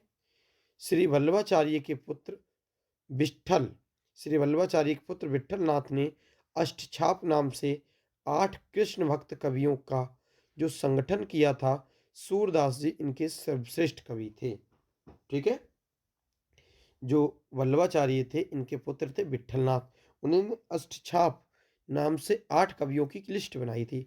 उसमें सूरदास जी सबसे पहले नंबर पे थे, सर्वश्रेष्ठ थे। वे गौ घाट पर रहकर जीवन पर्यंत कृष्ण की लीलाओं का गायन करते रहे। चलिए बढ़ते हैं बेटा आगे। गायन करते रहे। सूरदास जी का गोलोकवास यानी मृत्यु सन 1583 ईस्वी में। मैंने कहा बेटा ये सन वाला पढ़ोगे तो संवत वाला नहीं, ठीक है। सन 1583 ईस्वी में गोसाई विट्ठल नाथ के सामने गोवर्धन की तलहटी में पारसौली नामक ग्राम में हुई थी। खंजन नयन रूप रसमाते पद का गायन करते हुए इन्होंने अपने भौतिक शरीर का त्याग कर दिया। खंजन नयन रूप रस माते गा रहे थे सूरदास जी, और इसी को गाते गाते इन्होंने अपने भौतिक शरीर का त्याग कर दिया, अर्थात ये स्वर्गवासी हो गए, ठीक है बेटा। तो ये थी इनकी छोटी सी कहानी, जीवन परिचय। चलते हैं इनकी रचनाएं अर्थात कृतियों की तरफ। देखें बेटा, कृतियां एवं या रचनाएं। महाकवि सूरदास की कृतियां 3 रचनाएं उपलब्ध हैं, या निम्नलिखित 3 रचनाएं ही हैं। सबसे पहले बेटा सूरसागर। आप ऐसे नंबर डाल के भी लिख सकते हैं, ठीक है। सूरसागर, अब इन्होंने तो बताया है बेटा सूरसागर में क्या क्या है। श्रीमद् भागवत के आधार पर रचित सूरसागर के 1.25 लाख पदों में से अब लगभग 10,000 पद ही उपलब्ध बताए जा रहे हैं, ठीक है, जिनमें कृष्ण की बाल लीलाओं, गोपी प्रेम, विरह या गोपी उद्धव संवाद का मनोवैज्ञानिक और सरस वर्णन है। संपूर्ण सूरसागर एक गीति काव्य है। इनके पद तन्मया के साथ गाए जाते हैं तथा यही ग्रंथ सूरदास की कीर्ति का स्तंभ है। तो बेटा ये था सूरसागर में। अगले देखते हैं। देखें, दूसरा है बेटा सूर सारावली।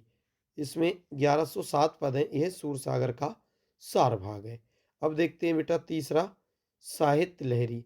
आप चाहें तो इन तीनों के केवल नाम लिख दें, सूरसागर, सूर सारावली, साहित्य लहरी नंबर डाल के, तब भी आपको नंबर पूरे मिल जाएंगे, ठीक है। तो इसमें 118 दृष्टकूट पदों का संग्रह है, इतना ही लिख दें, ज़्यादा नहीं, ठीक है बच्चों। एक एक लाइन लिख दें तीनों में तो और भी अच्छा रहेगा। चलिए अब देखते हैं हम साहित्य में स्थान। छोटा सा स्थान है इनका। स्थान तो काफ़ी बड़ा है पर लिखा हुआ छोटा सा है। साहित्य में स्थान क्या है? भक्त कवि सूरदास का स्थान हिंदी साहित्याकाश के सूर्य के समान ही है। इसलिए कहा गया है, सूर सूर तुलसी शशि उडगन केशव दास, अब के छवि खतो खगोतशम जहते कहर करत प्रकाश। तो बेटा ये एक जो है दोहा इनके जो है तारीफी के लिए कहा गया है, साहित्य में स्थान के लिए। बेटा ये था सूरदास जी का जीवन परिचय, और आपको पता है ये जीवन परिचय मैंने केवल जल्दी से ही पढ़ा दिया है। उसका कारण यही है क्योंकि ये भी जीवन परिचय आपको याद होगा। ठीक है बच्चों, चलिए आगे बढ़ते हैं। देखिए मेरे प्यारे बच्चों, ये है संस्कृत का गद्यांश। क्या है बेटा? संस्कृत का गद्यांश। तो इसे भी जरा ध्यान से देखेंगे। देखें बेटा, आरक्ष का श्रीमन अयम अस्ति चंद्रशेखरा अयम राजद्रोही गति दिने अनेनैव असहयोगिना सभाया एकस्य आरक्षकस्य दुर्जन सिंहस्य मस्तके प्रस्तरखंडेन प्रहारा कृता येन दुर्जय सिंह आहता। फिर न्यायाधीशा क्या कह रहे? तब बालकम विस्मयोन विलोकयन रे बालक तब किम नामः। चंद्रशेखरा कह रहे हैं आजादा स्त्री भूय। न्यायाधीशा कह रहे हैं तब पितुम किम नाम। चंद्रशेखर कह रहे हैं स्वतंत्रता। न्यायाधीशा कह रहे हैं बेटा तुम कुत्र निवसती, तुम कुत्रास्ति। बेटा इन सबकी हिंदी लिखने को आएगी, तो एक तरीका है मैं आपको साथ साथ पढ़ाते जाऊं, या मैं इकट्ठी आपको हिंदी बता दूं। मैं दोनों कर देता हूं बेटा, ठीक है, दोनों कर देता हूं। जैसे पहला है आरक्षका श्रीमन। आरक्षका का अर्थ होता है सिपाही। सिपाही कह रहे हैं श्रीमन श्रीमान जी कि अयम अस्ति चंद्रशेखरा, कि यह चंद्रशेखर है। अयम राजद्रोही, यह राजद्रोही है। गति दिने मतलब पिछले दिन, पिछले दिन। अनेनैव, अनेनैव मतलब इसने ही। असहयोगिना मतलब असहयोग, योगिना आंदोलन मतलब असहयोग आंदोलन कार्यों। सभाया का मतलब होता है कि सभा में, पिछले दिन इसने ही असहयोग आंदोलनकारियों की सभा में एकस्य मतलब एक, आरक्षकस्य सिपाही, दुर्जन सिंहस मतलब दुर्जन सिंह के, मस्तके मतलब मस्तक पर, प्रस्तर खंडेन पत्थर के टुकड़े से, प्रहार मतलब प्रहार कृता मतलब किया था। और इसी ने एक सिपाही दुर्जन सिंह के मस्तक पर पत्थर के टुकड़े से प्रहार किया था। एन मतलब उससे, दुर्जन सिंह क्या था? आहता मतलब घायल हो गया, उससे दुर्जन सिंह घायल हो गया। ये सिपाही कह रहा है श्रीमान जी से। ठीक है, फिर न्यायाधीशा, तो न्यायाधीश क्या कह रहे हैं कि तम बालक विस्मेन विलोकयत, उस बालक को ध्यान से देखते हुए क्या कह रहे हैं? तुम किम नाम, कि अरे रे बालक, कि अरे बालक तुम किम नाम, तुम्हारा क्या नाम है? तो चंद्रशेखरा कह रहे हैं आजाद। आजाद स्त्री भूण का मतलब होता है दृढ़ता से खड़े होकर कह रहे हैं आजाद। फिर न्यायाधीशा कह रहे हैं तुम पिता पितु किम नाम, तुम्हारे पिता का क्या नाम है? तो चंद्रशेखर कह रहे हैं स्वतंत्रता, यानी स्वतंत्र ही मेरे पिता है, आजादी। फिर न्यायाधीश कह रहे हैं तुम कुत्र निवसती, तुम कहाँ रहते हो? तब गृह कुत्रास्ति, तुम्हारा घर कहाँ है? तो चंद्रशेखर कह रहे हैं कारागार एवं मम गृहम, कि जेल ही मेरा घर है। अगले देखें, मैं इसकी हिंदी साथ साथ बताते जा रहा हूँ बेटा, ठीक है। फिर न्यायाधीशा कह रहे हैं स्वगतम, मन में, स्वगतम नहीं है, स्वगतम मतलब न्यायाधीशा कह रहे हैं अपने मन में, क्या कह रहे हैं कि दृशा प्रमता स्वतंत्रताए अयम, कि ये स्वतंत्रता के लिए कैसा पागलपन है। प्रकाशम मतलब प्रकट रूप में, कि ये दिखा रहे हो तुम, ये स्वतंत्रता के लिए कैसा पागलपन है। अतीव धृष्टता उड्डंत साय नवयुवका, कि यह नवयुवक अत्यंत ढीठ और उद्दंड है। अयम इम पंच दस, पंच माने पांच, दस मतलब दस, पंच दस यानी 10 और 5 15। मैं इसे 15 कसा घातेन मतलब कोड़े मारे जाने की दंडयामी मतलब दंड देता हूं। मैं इसे 15 कोड़े मारे जाने का दंड देता हूं। तो चंद्रशेखर कह रहे हैं नास्ति चिंता, कोई चिंता नहीं है। तो आप देख रहे हैं हमारे देशभक्त चंद्रशेखर कैसे थे। जज ने जब 15 कोड़े मारने के लिए कहा था, फिर भी उन्हें, वो डरे नहीं, कह रहे कोई चिंता नहीं है। और अपने उन्होंने घर कहाँ बताया था? जेल। पिता क्या बताया था? आज़ादी। नाम क्या बताया था? आज़ाद। ये थी देशभक्ति। ठीक है बेटा। तो हमें करना क्या होता है संस्कृत में, जो हमारे गद्यांश या पदांश आते हैं, उसमें बेटा हमें सबसे पहले संदर्भ लिखना होता है कि किस पाठ का है, इसमें लेखक या कवि तो होते नहीं है, और हमें बताना होता है कि ये कौन से पाठ का है, बस सिर्फ इतना ही। तो आपको हम बता दें, आपकी संस्कृत में एक चैप्टर है देशभक्ता चंद्रशेखरा, देशभक्ता चंद्रशेखरा, उसी चैप्टर से लिया गया है। तो हम इसका संदर्भ क्या लिखेंगे कि प्रस्तुत और जो गद्यांश है हमारी पाठ्य पुस्तक हिंदी के संस्कृत भाग के देशभक्ता चंद्रशेखरा नामक पाठ से लिया गया है, और लेखक तो होते ही नहीं है। इतना संदर्भ लिखना है। और बात रही व्याख्या की, तो वो मैंने आपको बता दी थी बेटा, फिर भी एक बार नज़र डाल देते हैं, ठीक है। संदर्भ, प्रस्तुत नाट्यशास्त्र या नाट्यांश हमारी पाठ्य पुस्तक हिंदी के संस्कृत खंड के देशभक्ता चंद्रशेखरा पाठ से उद्गृत है, लिया गया है। प्रसंग बेटा हम नहीं लिखते हैं, ये बात आप ध्यान रखें। अनुवाद देख लेते हैं, क्या है अनुवाद, जो मैंने बताया था बेटा वही निकलेगा, तो इसीलिए ध्यान से समझें। कह रहे हैं, सिपाही कह रहे हैं जज साहब से, क्या कह रहे हैं, श्रीमान जी, ये चंद्रशेखर है, ये राजद्रोही है। पिछले दिन इसने ही असहयोग आंदोलन की सभा में एक सिपाही दुर्जन सिंह के मस्तक पर पत्थर के टुकड़े से प्रहार किया था, उससे दुर्जन सिंह घायल हो गया था। बेटा यही तो बताया था मैंने। फिर न्यायाधीश क्या कह रहे हैं, उस बालक को आश्चर्य से देखते हुए कि अरे बालक, तुम्हारा क्या नाम है। तो चंद्रशेखर क्या कह रहे हैं, आज़ाद, दृढ़ता से खड़े होकर कह रहे हैं आज़ाद। अब न्यायाधीश कह रहे हैं जज, तुम्हारे पिता का क्या नाम है। तो चंद्रशेखर कह रहे हैं स्वतंत्र, क्या नाम है पिता का, स्वतंत्र, आज़ादी। ठीक है बच्चों, चलिए अगले देखते हैं, स्वतंत्र। फिर वो कह रहा है न्यायाधीश, तुम कहाँ रहते हो, तुम्हारा घर कहाँ है। तो चंद्रशेखर कह रहे हैं जेल ही मेरा घर है। अब न्यायाधीश क्या कह रहे हैं अपने मन में, ये स्वतंत्रता के लिए कैसा पागलपन है। प्रकट रूप में ये नवयुवक अत्यंत ढीठ और उद्दंड है, मैं इसे 15 कोड़े मारे जाने का दंड देता हूँ। चंद्रशेखर कह रहे हैं चिंता नहीं है, क्या कह रहे हैं, चिंता नहीं है। चलिए बढ़ते हैं बेटा, आई होप आपको ये समझ में आया होगा। ये है बेटा दूसरा पैराग्राफ, गद्यांश में ये दूसरा है, संस्कृत में ये दूसरा है बेटा, और ये भी मोस्ट इंपॉर्टेंट है, ठीक है। कह रहे हैं अस्माकम संस्कृति सदा गतिशीला वर्तते, और ये भी गद्यांश का ही है, ठीक है बच्चों। अस्माकम संस्कृति सदा गतिशीला वर्तते, हमारी संस्कृति सदा गतिशील रहती है। अस्माकम मतलब हमारी, मैं हिंदी बताता जा रहा हूँ। अस्माकम संस्कृति, हमारी संस्कृति, सदा गतिशीला वर्तते, सदा गतिशील रही है। मानव जीवनम, यानी मानव जीवन को संस्कृतम एषः, मानव जीवन को संस्कृतम एषः यथा समया नवा नवा विचारधारा स्वीकरोति, नवा शक्ति च प्राप्नोति। अर्थात मानव जीवन को शुद्ध करने के लिए समय अनुसार, समय यथा समय, समय के अनुसार, नवा नवा मतलब नई नई, विचारधारा मतलब विचारधाराओं को, स्वीकरोति मतलब स्वीकार कर लेती है, और नवा शक्ति मतलब नई शक्ति को च प्राप्तनोति प्राप्त कर लेती है। मतलब हमारी संस्कृति सदा गतिशील रहती है, और यह मानव जीवन को शुद्ध करने के लिए यथा या यह समय समय पर नई नई विचारधाराओं को स्वीकार कर लेती है और नई शक्ति को प्राप्त करती है।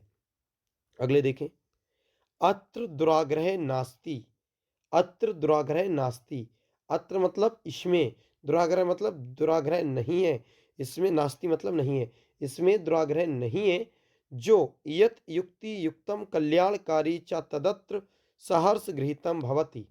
इसका मतलब क्या है, इसमें दुराग्रह नहीं है, जो युक्ति संगत और कल्याण करने वाला है, कल्याण करने वाला है, ठीक है बेटा।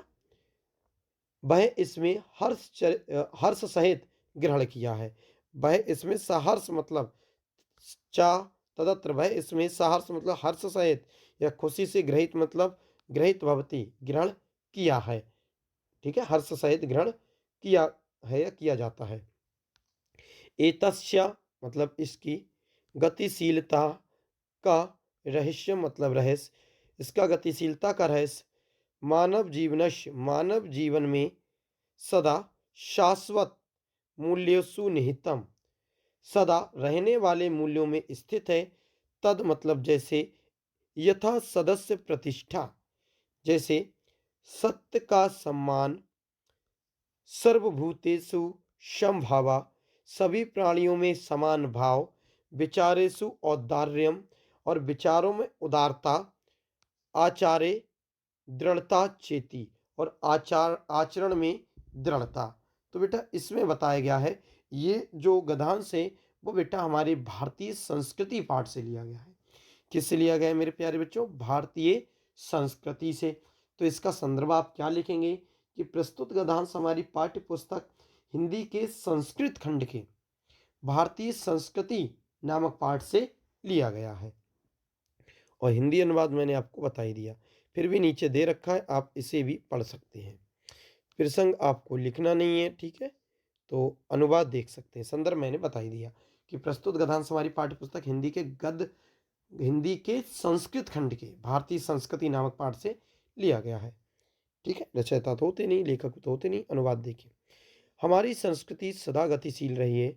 मानव जीवन को शुद्ध करने के लिए ये समय पर या समय के अनुसार नई नई विचारधाराओं को स्वीकार कर लेती है और नई नई शक्ति को प्राप्त करती है। इसमें दुराग्रह नहीं है, जो युक्ति संगत और कल्याण करने वाला है वह इसमें हर्ष सहित ग्रहण कर लिया जाता है। इसकी गतिशीलता का रहस्य मानव जीवन में सदा रहने वाले मूल्यों में स्थित है, जैसे कि सत्य का सम्मान, सभी प्राणियों के प्रति समान भाव, विचारों में उदारता और आचरण में दृढ़ता। बेटा ये सभी के सभी जो हैं वो आपके हिंदी अनुवाद है इसका संस्कृत का, तो इसे अच्छे से आप याद कर ले, समझ लेंगे बेटा, ठीक है, जिससे ये छूट ना जाए। चलिए मेरे प्यारे बच्चों, बढ़ते हैं नेक्स्ट की तरफ। ये है संस्कृत का वो श्लोक जिसकी हमें बनाना है बेटा हिंदी। आप ये बात भली भांति जानते हैं कि इससे पिछले वीडियो में मैंने आपको 2-3 जो है श्लोक बता दिए हैं। आपको 3 श्लोक बेटा याद करना है संस्कृत के। इससे पिछली वाली वीडियो में बता दिए, वो आप वहाँ से देख लेंगे। श्लोक यहाँ पर नहीं बताए जाएंगे, लेकिन जिस प्रकार गद्यांश का आपको संदर्भ और हिंदी बनाने को आती है मेरे प्यारे बच्चों, उसी प्रकार ये पदांश का अर्थात 2 श्लोक भी मिलते हैं आपको हिंदी और संदर्भ लिखने के लिए, हिंदी अनुवाद और संदर्भ लिखने के लिए। अब 2 जो श्लोक मिलते हैं उसमें से मैंने फिलहाल यहाँ पर एक ही लिया है जो आप सामने देख पा रहे होंगे। और पेपर में बेटा 2 आते हैं और पता चले आप वही 2 याद करके गए हैं और उसमें लिखा होगा कि एक ऐसा श्लोक लिखो जो आपकी किताब में नहीं आया हो, आपके प्रश्न पत्र में। तो अगर 2 याद करें और वही 2 आपके आ गए, क्योंकि 2 तो आते हैं, तो में से एक का संदर्भ और उसी की हिंदी अनुवाद करना होता है। तो बेटा वहाँ पर आप उन दोनों में से नहीं लिख सकते, इसलिए आपको 3 याद करना है। अगर 2 आपके याद करे हुए पेपर में आ भी गए तो एक जो होगा वो हम आसानी से लिख सकते हैं। ठीक है बेटा, तो फिलहाल हम यहाँ पर जो देख रहे हैं वह है बंधनम मरणम वाप्य जयो वाप्य पराजया। ये याद करने के लिए इसकी व्याख्या अर्थात हिंदी लिखने के लिए कर रहे हैं। ठीक है बेटा, बंधनम मरणम वाप्य जयो वाप्य पराजया अव्यत्र समो वीरः वीर भावो ही वीरता। ये 2017-19-20 में आया हुआ प्रश्न है। तो सबसे पहले मैं आपको इसके संदर्भ के विषय में बता दूं बेटा, ये है वीरा वीरेण पूज्यते नामक से लिया गया पाठ से, यह शीर्षक से। ठीक है, वीरा वीरेण पूज्यते। तो चलो इसकी हिंदी और इसका संदर्भ देख लेते हैं मेरे प्यारे बच्चों। देखें, सबसे पहले इसका संदर्भ जानते हैं। प्रस्तुत श्लोक हमारी पाठ्य पुस्तक हिंदी के संस्कृत खंड के वीरा वीरेण पूज्यते पाठ से अवतरित है, पाठ से लिया गया है। देखो कितना सिंपल हमने संदर्भ कर दिया आपके लिए। क्या है कि प्रस्तुत श्लोक हमारी पाठ्य पुस्तक हिंदी के संस्कृत खंड के वीरा वीरेण पूज्यते पाठ से लिया गया है। अब प्रसंग तो पूछा नहीं जाएगा, अब पूछा जाए तो ये लिख देना कि इसमें सिकंदर और पुरुराज के संवादों के द्वारा वीरता को परिभाषित किया गया है। ठीक है, अब फिलहाल अनुवाद पूछा जाएगा, संदर्भ अनुवाद। तो हिंदी क्या है इसकी? बंधन हो यानी बंधनम मरणम, बंधन हो अथवा मरण हो, जीत हो या हार हो, दोनों ही अवस्थाओं में वीर समान रहता है। क्या कह रहे हैं? बंधन हो अथवा मरण हो, जीत हो अथवा हार हो, दोनों ही अवस्थाओं में जो वीर होते हैं, जो वीर पुरुष होते हैं, वो कैसे रहते हैं? समान रहता है। वीर भाव को ही वीरता कहते हैं। क्या कह रहे हैं? ये वीर भाव को ही वीरता कहते हैं। अगर तुम्हारे अंदर वीर का भाव है तो वही वीरता है। यही बेटा इन लाइन की हिंदी थी बंधम मरणन वाले की श्लोक की। ठीक है, चलिए बढ़ते हैं अगले। देखिए मेरे प्यारे बच्चों, कुछ महत्वपूर्ण प्रश्न जो कि आपके संस्कृत के हैं, आने की प्रबल संभावना रहती है। प्रश्न है बेटा, गीताया का संदेशः, ये 2014-16-23 में आया बेटा। गीताया का संदेशः, तो उत्तर क्या है? निष्काम कर्म करणम एवे गीताया संदेशः अस्ति। निष्काम कर्म करणम एवे गीताया संदेशः अस्ति। दूसरा है बेटा, किम जित्वा भोक्ष्यसे महीम, तो आंसर है युद्धम जित्वा भोक्ष्यसे महीम। ये संस्कृत में याद कर लेना बेटा, ठीक है। आठवां है, भारतम एकम राष्ट्रमिति कस्य उक्ति, तो उत्तर हो जाएगा भारतम एकम राष्ट्रमिति अलक्षेन्द्रस्य युक्ति। किसकी है बेटा? अलक्षेन्द्रस्य युक्ति। चलिए अगले देखते हैं मेरे प्यारे बच्चों। अगला प्रश्न, कह रोगः केन वर्धते, तो इसका उत्तर हो जाएगा रोगा अपथ्येन वर्धते। क्या है बेटा? रोगा केन वर्धते, तो उत्तर हो जाएगा रोगा अपथ्येन वर्धते। अगला है बेटा प्रश्न, असंतोषेणेश का वर्धते, असंतोषो असंतोषले क्या वर्धते, तो उत्तर हो जाएगा असंतोषेण तृष्णा वर्धते। क्या चाहिए? तृष्णा। चलिए मेरे प्यारे बच्चों अगले देखते हैं। देखें अगले जो प्रश्न है वह है कुत्र लोहमयम विज्ञातम, तो इसका जवाब होगा बेटा लोहम लोहमणिना लोहमयम विज्ञातम। लोहमणिना लोहमयम विख्यातम। अगला प्रश्न है, का आरुणिम गुरु रूपेण स्वीकरोति, तो इसका उत्तर है श्वेत केतु आरुणि गुरु रूपेण स्वीकरोति। बेटा इसके जवाब प्रश्न के हिंदी में नहीं, संस्कृत होगी, संस्कृत का संस्कृत में ही देना है, ठीक है। चलिए अगले देखते हैं बेटा आठवां प्रश्न।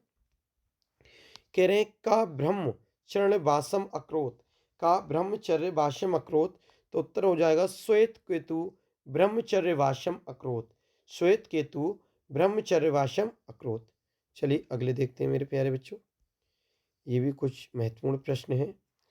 कह रहे हैं बातात शीघ्रतम किम अस्ति, बातात शीघ्रतम किम अस्ति, तो उत्तर हो जाएगा बेटा बातात शीघ्रतरम मनः अस्ति। बातात शीघ्रतरम मनः अस्ति। अगला है बेटा त्रणात् बहुतरम किम अस्ति, तो इसका उत्तर हो जाएगा चिंता त्रणात् बहुतरी अस्ति। त्रणात् बहुतरम किम अस्ति, तो इसका उत्तर हो जाएगा चिंता त्रणात् बहुतरी अस्ति। चलिए बेटा अगले देखते हैं। देखिए ये भी प्रश्न आप देखें कितने वर्ष आया है। कह रहे हैं नीर क्षीर विषय हंसलस्य का विशेषता अस्ति, तो उत्तर है नीर क्षीर विषय नीर क्षीर विवेकम एवं हंसस्य विशेषता अस्ति।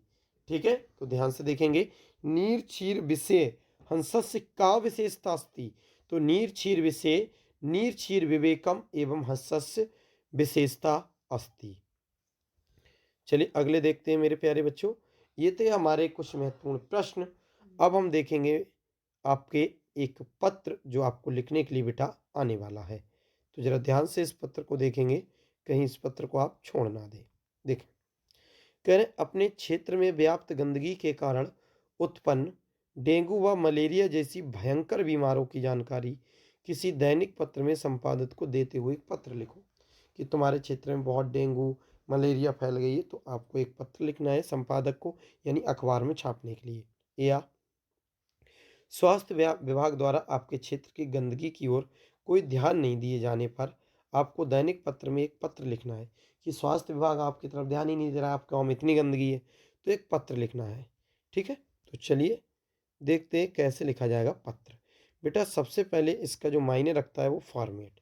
देखो इस साइड में राकेश शुक्ला, आप अपना नाम लिखेंगे, प्रधान जी लिखेंगे तो अपने गांव के प्रधान का नाम डाल सकते हो नीचे प्रधान। मेरठ या स्वच्छ मेरठ जागृति विहार मेरठ, ये यहाँ पर अपना गांव का नाम डाल सकते हो, आप अपना एड्रेस डाल सकते हो। ठीक है बेटा, फिर दिनांक, दिनांक मतलब तारीख डालोगे आप। इस साइड में तो ये मैटर हो जाएगा, और इस साइड में ये होने के बाद में अब इधर आ जाओ, इसके तारीख डालने के नीचे लाइन से इधर श्रीमान संपादक महोदय जी, संपादक कोई तो लिखवा रहे हैं, ठीक। श्रीमान संपादक महोदय जी, दैनिक जागरण, फिर दैनिक जागरण मोखमपुर दिल्ली रोड, यहाँ पर एड्रेस डाल दोगे, मेरठ जो भी है, जहाँ पर भी एड्रेस जिसके लिए आप लिख रहे हो। ठीक है, अब अगले देखें। जिसके लिए लिख रहे हैं वो एड्रेस पड़ेगा बेटा यहाँ पर। ठीक है, अब देखें मेरठ।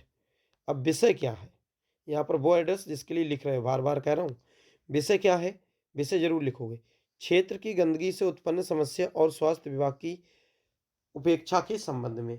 आप प्रश्न से ही उठा लेना। आप गंदगी के संबंध में लिख सकते हैं, नगर निगम को गंदगी के विषय में जागरूक कराना लिख सकते हैं, कुछ भी विषय जो उस प्रश्न में दे रखी है किसके विषय में लिखवा रहे हैं वो बात आप यहाँ पर विषय में डाल देंगे संबंध में।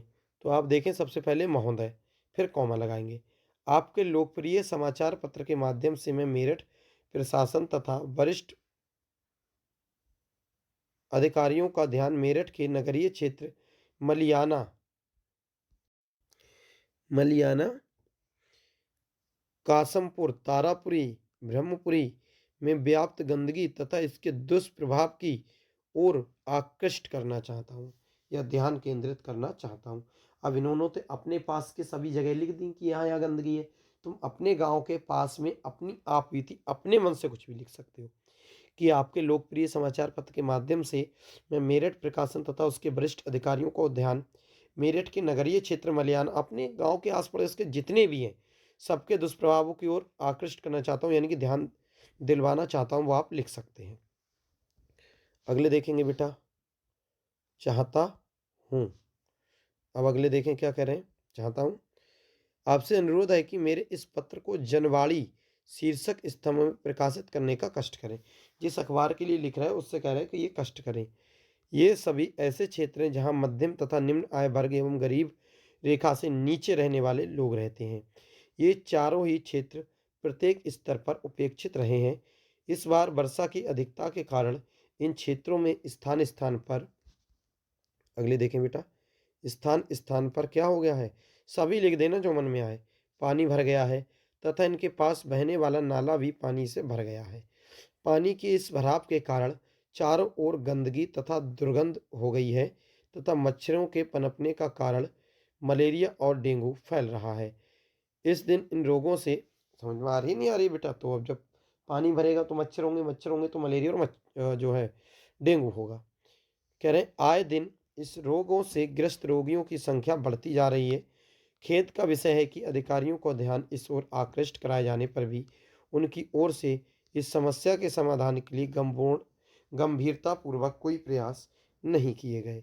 मतलब ये बात पहले भी बता चुकी गई है अधिकारियों को, फिर भी उनकी तरफ से कोई एक्शन नहीं लिया गया। चलिए अगले बढ़ते हैं बेटा, अगले देखें, प्रयास नहीं किए गए। प्रशासन की इस उपेक्षा के कारण इन क्षेत्रों में रहने वाले निवासियों को अपने स्वास्थ्य को लेकर चिंतित होना आवश्यक है।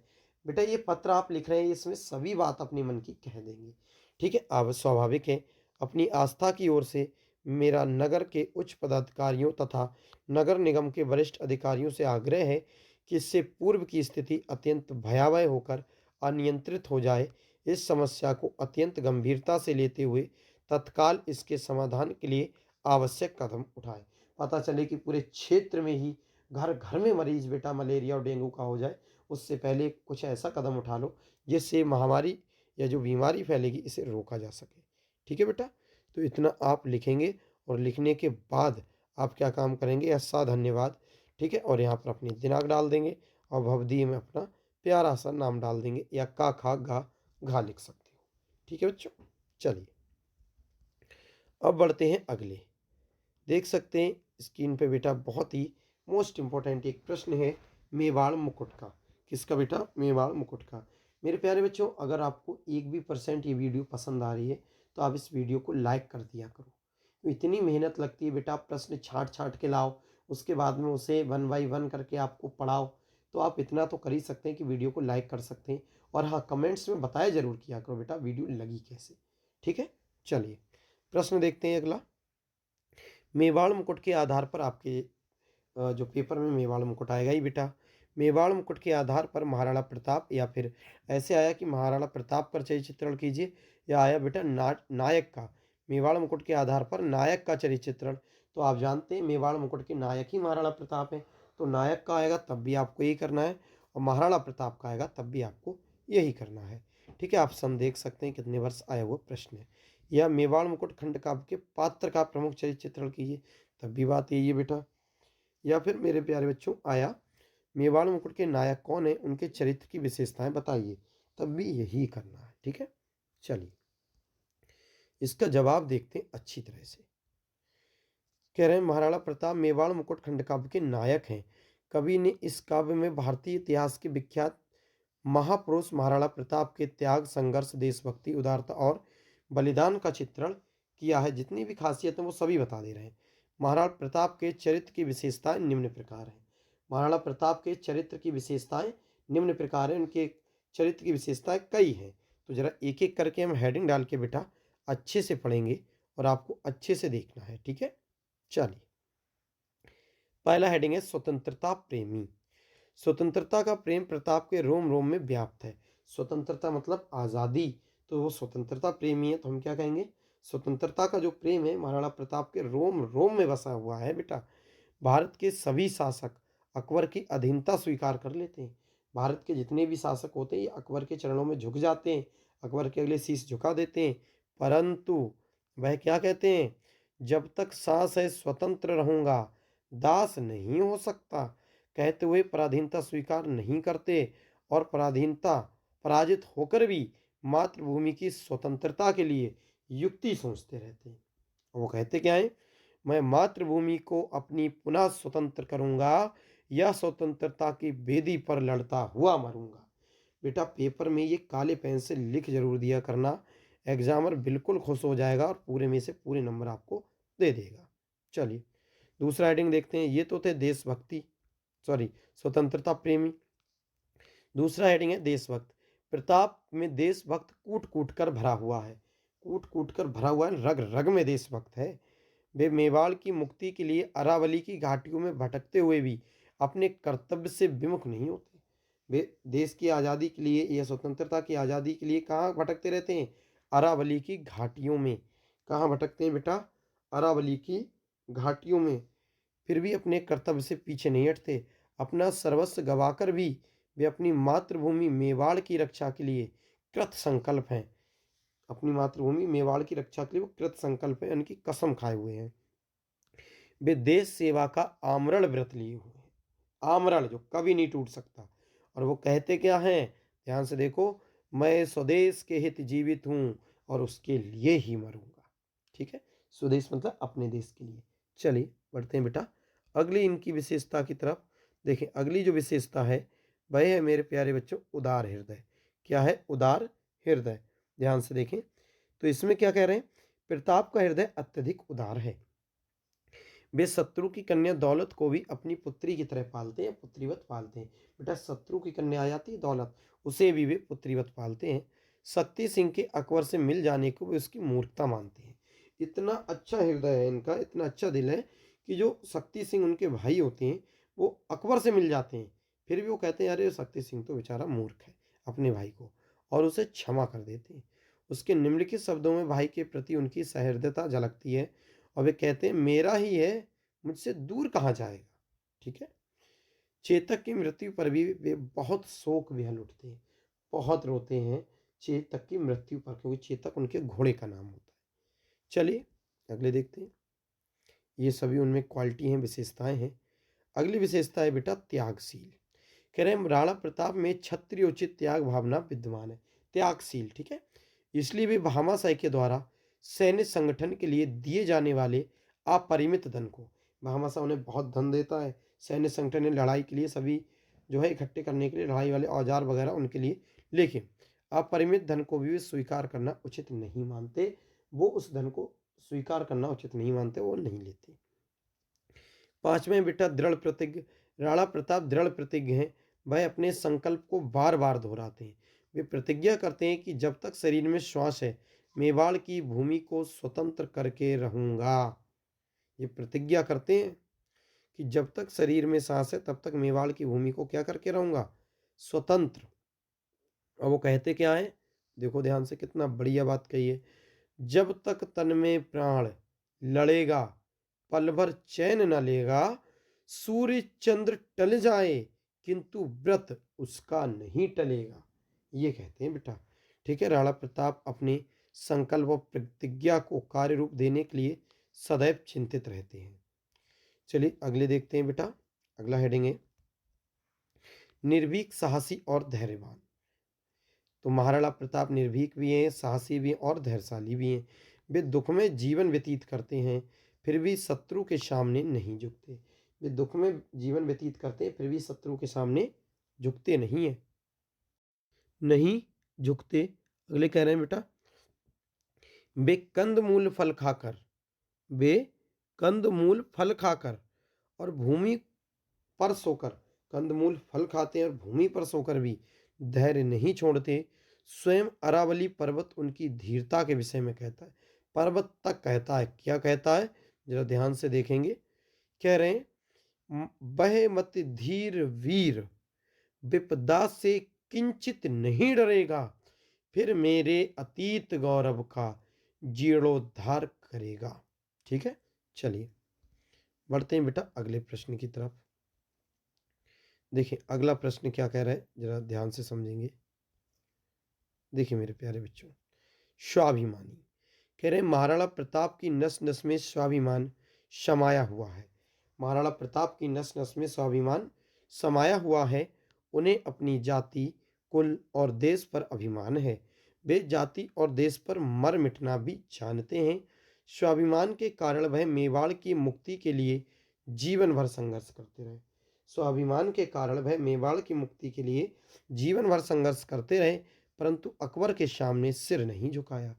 परंतु किसके सामने? अकबर के सामने सिर नहीं झुकाया। तो बेटा इतनी थी इनकी खासियत। अब इन सबको एक साथ लिखते हैं। इस प्रकार महाराणा प्रताप स्वतंत्रता प्रेमी, देशभक्त, उदार हृदय, त्यागी, दृढ़ प्रतिज्ञ, निर्भीक और स्वाभिमानी लौह पुरुष हैं। इसलिए वे भारतीय इतिहास में सदैव वंदनीय रहेंगे।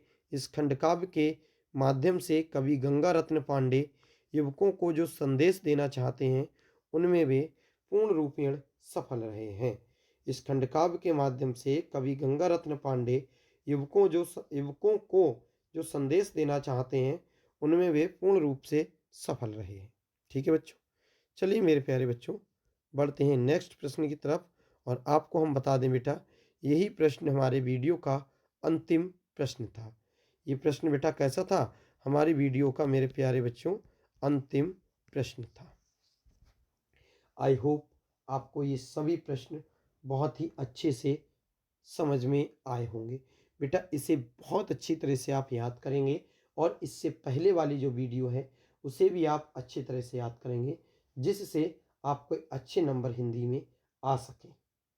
ठीक है बेटा, इससे पहले वाली वीडियो भी आप अच्छे से याद कर लें, उसका भी लिंक मैं डिस्क्रिप्शन बॉक्स में दे दूंगा। ठीक है बेटा, तो इस वीडियो के सभी प्रश्नों को आप अच्छे से याद कर लें, जिससे आपका कोई भी प्रश्न बेटा इस वीडियो से अगर बोर्ड एग्जाम में आ जाए तो वो कहीं छूट ना जाए। ठीक है दोस्तों, चलिए वीडियो देखने के लिए आपका बहुत बहुत धन्यवाद। मिलते हैं किसी नेक्स्ट वीडियो में। तब तक के लिए मस्त रहिए, स्वस्थ रहिए, पढ़ते रहिए, मेहनत करते रहिए और हाँ, चैनल को सब्सक्राइब भी करते रहिए। ठीक है बेटा, और लाइक भी करते रहिए। चलिए मिलते हैं किसी नेक्स्ट वीडियो में। तब तक के लिए थैंक्स फॉर वॉचिंग। जय हिंद, जय भारत।